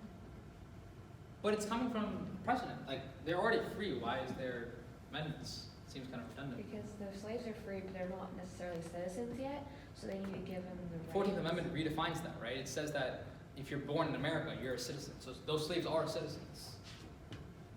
Right. Lincoln did this as punishment. People think that Lincoln was trying to stop slavery, and that's completely incorrect. Lincoln was never trying to stop slavery. He was trying to keep the Union together. And if that meant stopping slavery, then so be it. The British were looking at America. And if the British recognized the Confederacy as its own sovereign nation, America would have lost the war. So instead, because Britain had outlawed slavery back in 1833, nearly 30 years before this war, Lincoln decided to outlaw slavery only in the Confederate States. But keep in mind that there were some border states, right? Initially like Virginia, like Maryland, that all still had slavery. And so the 13th, 14th, and 15th Amendments removed slavery in those border states that remained with the Union but still were slave states. And there's a lot of things that happened in that war and these sort of things when you look into it very deeply. All right, next question. Portugal's early quest for naval dominance. Why? Yes? They wanted a trading route for India and China. Exactly, right? They were so far away that they just needed another trading route, right, in order to be successful. What was the significance of Germany's unification? Yes? It led to World War I and World War II. Right. The Great Depression. Yeah, right? You can see that sort of like continuation from the very beginning. Another important thing to understand is that the way in which it was unified is very important, right? With Bismarck, he's a very, very important name. If you go to any history class, you will almost always hear the word Bismarck there because of just the important things that he has done in unifying Germany to Prussia. All right, now the last final period, period 6. This starts in 1900 and goes until now. There are a lot of things that we're going to cover. We're going to start off with World War I. Now, before we go into the specifics of World War I, there's one event that needs to be said to give some background to this. Bless you. In 1905, there's a war between the Russians and the Japanese called the Russo-Japanese War. Now, keep in mind that the Russians have westernized, but the Russians are always a little bit behind, right? They have a lot of people, but a lot of them die, right? That's essentially how a lot of these wars work. And the Japanese, after Matthew Perry walked in and said, with his gunboats, right, and sort of just took over, they adopted many of the same techniques that allowed them to be controlled. And that's how World War I, that plays a very important role, and we'll talk about why. There are 4 causes, main. Stands for militarism, alliances, imperialism, and nationalism. Now the 4th one is the immediate cause, right? The killing of Franz Ferdinand by a Serbian nationalist. But it expands very quickly because Austria-Hungary, right, starts to create this set of 21 demands that obviously will never be fulfilled, and people just become involved rapidly, right? The Russians, because they lost the Russo-Japanese War and they're so angry, right, they become involved, right? They're looking at the first chance to jump in and prove that they are mighty, that they are worth everything that they're saying that they are, right? And so what's interesting is that when the Russians jump in, everyone else jumps in, right? Germany jumps in, France jumps in, the British jump in. America would soon jump in just for a little bit. But Russia pulls out. Austria-Hungary sends Lenin, right, who's been reading the Communist Manifesto. Remember how we talked about that a little bit while before? He's been reading that. They send Vladimir Lenin, and they hope he's going to create a revolution, and he does. In October, he creates a revolution. In October of 1917, in the midst of the war, he creates a revolution that results in the Soviet Union, right? Now the Russians are out of the war. The Germans are still fighting very intensely, but it leads to World War II, and here's why. Even though the Germans were not involved by the immediate cause of the war, even though they were not involved directly in the militarism or anything like that, they were building up. The British did not want to be challenged. The French did not want to be challenged, right? And so what they did is they put an article in there. I believe it was Article 19 or 21 within the Treaty of Versailles that forced Germany to accept full blame. As a result, they had to pay huge reparations, right? They just could not afford the reparations, but no one cared, right? Woodrow Wilson, the American president, tried to warn against it, and he kept on saying, no, let's not do this, right? Like, let's not push them to this extent. Unfortunately, that's what happens. And in 1923, there's a plan about the United States creates called the Dawes Plan, where they try to secure some sort of funding for Germany, right? Because Germany just can't pay the money. So it's a very fragile system. America was sending money to Germany. Germany was sending money to France and Britain. And France and Britain were sending money back to America, right? Because we had given them Lend-Lease agreements during World War I. But Great Depression strikes, America pulls back its money, so then Germany has no money, so then Germany can't give money to France and Britain can't give money to America, and everyone just kind of falls down. And we're going to talk about more specifically about the Great Depression. Now, the Great Depression happens because of economic growth that's way too rapid, right? The 1920s are a big period of huge growth. However, we have highly ineffective presidents, right? We have Herbert Hoover, right? Coolidge. And the issue is that none of them really understand what's going on with the idea of economic growth. While they understand that economic growth is good, what was happening was that people were taking loans and buying things that they couldn't afford, that they couldn't pay back, right? Because there was too much all happening at once. So there's a crash, a stock market crash in 1929, right? People are overestimating stocks, and that crash leads to the Great Depression, right? Stock market crashes happen frequently, right? They happen once every 10 years. But the reason why this one was so bad is because they just could not figure out how to deal with it. Herbert Hoover is president toward the end of around 1928, right? What happens is that his solution is trickle-down economics, right? You'll hear this a lot in today's politics, where he thought if you gave money to the upper levels, right, you gave it to businesses, it would trickle its way down through management, all the way down to the employee, that could then reinvest into other businesses. However, that didn't work, and FDR got elected. In fact, FDR got elected for a lot of terms, and he had Keynesian economics, John Maynard Keynes, British economist who said, you should go into debt. Never before heard, radical idea, and that the principle was that you go into debt, and you spend money that you don't have, and then you pay off those debts later. Now that changes America because we started to go about things like welfare. We started to try and prolong the effects, but we wouldn't come out of it until World War II, and I'll talk about why that is. But FDR's Keynesian economics would change America. No longer would we have a budget surplus or anything like that, only spending money that we have. But if you look at the debt now, a lot of it can be traced back to the Great Depression, because Keynes said that instead of spending money that you didn't have all the time, you should only spend in times of Great Depression, right, in terms of recession.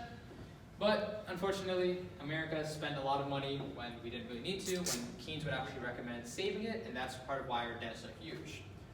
Now, World War II would change production requirements and mobilize nations. So let's talk a little bit about that. Now, Hitler emerges. There's a beer hall putsch in the 1920s. It fails, right? The reason why it fails is because the Germans are not really receptive to this idea, right? This radical idea of blaming the Jews for everything, right? The Novembers. But when the Great Depression strikes, inflation hits Germany to an unfathomed degree. Right? People aren't even able to afford bread. They aren't afford to have any food. Right? They have nothing left with them. And so they look toward Hitler. And Hitler slowly grows in power in the 1930s. He becomes chancellor. Right? He grows in power. And Neville Chamberlain is the prime minister of Britain. He tries appeasement. Right?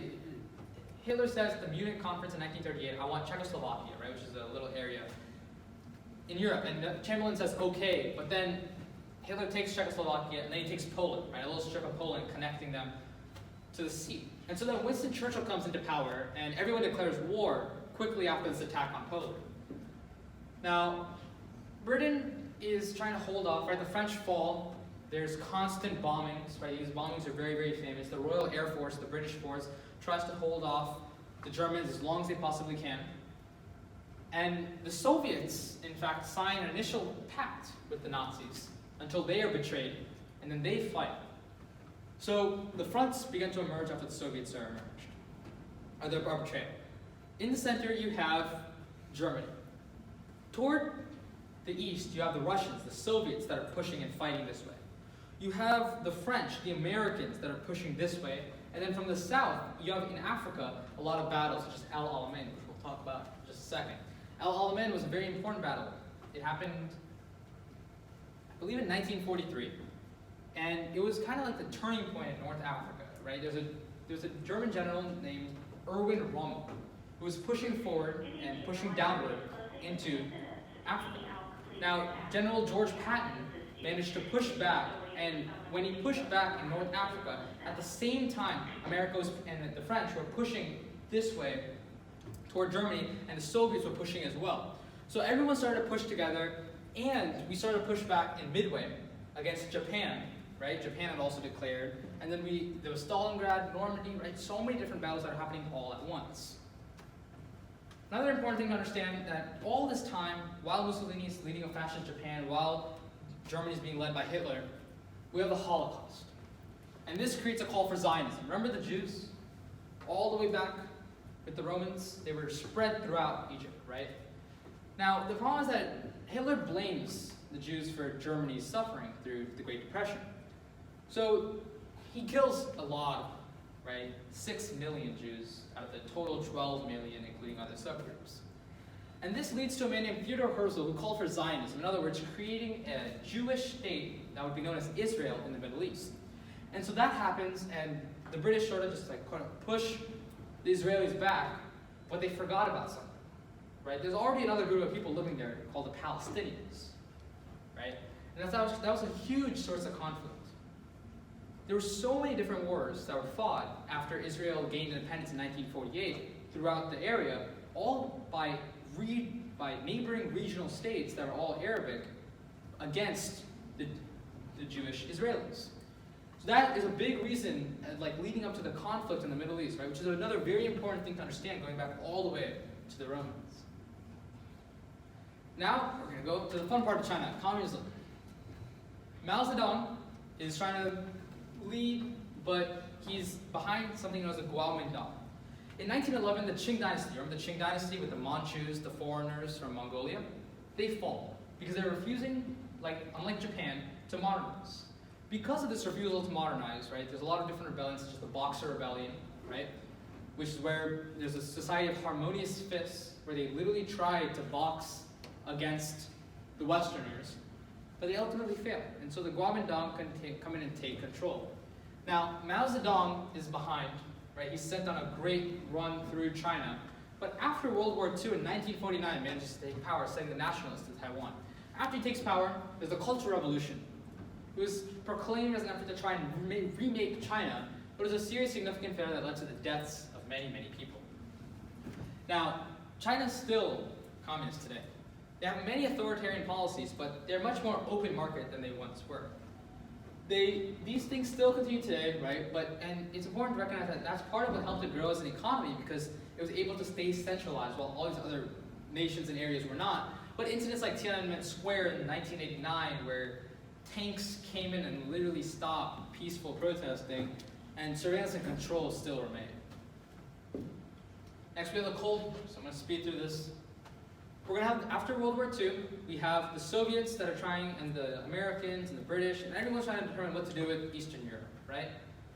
The Soviets wanted to be communist, and ever since the Yalta Conference in 1945, right after World War II, Winston Churchill says that there's an iron curtain being drawn over Europe.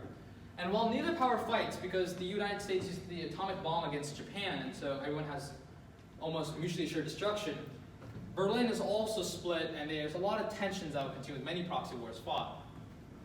Now, throughout the years, there's on and off relations with Nikita Khrushchev and Kennedy, with Nixon, all these different things, but the fall of the Soviets finally comes about due to a man named Mikhail Gorbachev. He's the first man to rule Russia that came about after the Russian Revolution, remember, the Bolshevik Revolution, where they first became communist, and he says, no, we should become more open.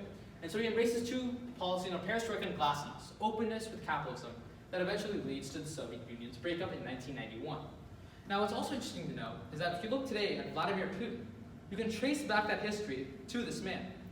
When Mikhail Gorbachev, his policies led to the fall of the Soviet Union, the next president was Boris Yeltsin. And around 2000, Vladimir Putin came into power. And since then, Vladimir Putin has been kind of controlling the Russians and presidency ever since then, but that has all happened from this, which was in part due to the Bolshevik Revolution, which happened all the way back with the Romanov dynasty, all the way back with the Ivans. Right? It's very interesting to look back at some of the continuities that have happened within Russia. We have the Korean and Vietnam Wars, so I'm going to try and go through as fast as I can. They're fought in 1950s, Korean, 1970s is Vietnam. Korea is a stalemate, just as it is today. Vietnam is originally North and South Vietnam, but the United States doesn't like communists. His name was Ho Chi Minh. He led the North Vietnam, known as the Viet Cong. And the South Vietnamese were held by the US, but it was fought for a really long time. You remember the Pentagon Papers, Richard Nixon, all of these sort of scandals were about Vietnam, right? This is when the United States started realizing that it wasn't worth it to constantly fight these battles, and that's why they sort of pulled out with Vietnam. And that is what really changed America when it came to warfare, right? Now we have decolonization. Also, by the way, after that, after the fall of the Soviets, we've gone to a new period where now we fight against terrorism. The decolonization, remember all the Western imperialism, that huge long list that I mentioned? This is also around the time, a little bit after World War II, that a lot of states began to fall apart. Now, I was going to talk about these case studies, but we ran out of time. So India and South Africa are two of the central groups that sort of come back against decolonization. India comes back in 1947. They do a lot of non-violence. South Africa does something similar with Nelson Mandela. They try initially to be violent with the African National Congress, but then they change. And we also have many social reform movements in this time. We have feminism, we have the first wave, second wave, and many more waves of feminism. We have concerns about the environment. We have civil rights movement with Martin Luther King. We have these calls ever since the amendments have been passed in 15, 14, 15. The changes in American society have not been caused yet. And we also had student revolutions around the 1970s that called for more freedom. So I'm going to skip past these review questions. They are online. But if you want to contact me or our website, we're at nationalstudentspeakers.org. My email is anirudh@nationalstudentspeakers.org. This is a nonprofit organization, and again, what we try to do, we try to do these workshops for the community, so it's free to attend, and then we put these up on our website. So we're going to be uploading this. I also have a public speaking workshop that's going up, and a couple others. If you are looking to get involved, please contact us, and we'll get back in touch with you. All right? Well, we don't have any time for question and answers, but if you do have any questions, ask me after this, and that'll be all.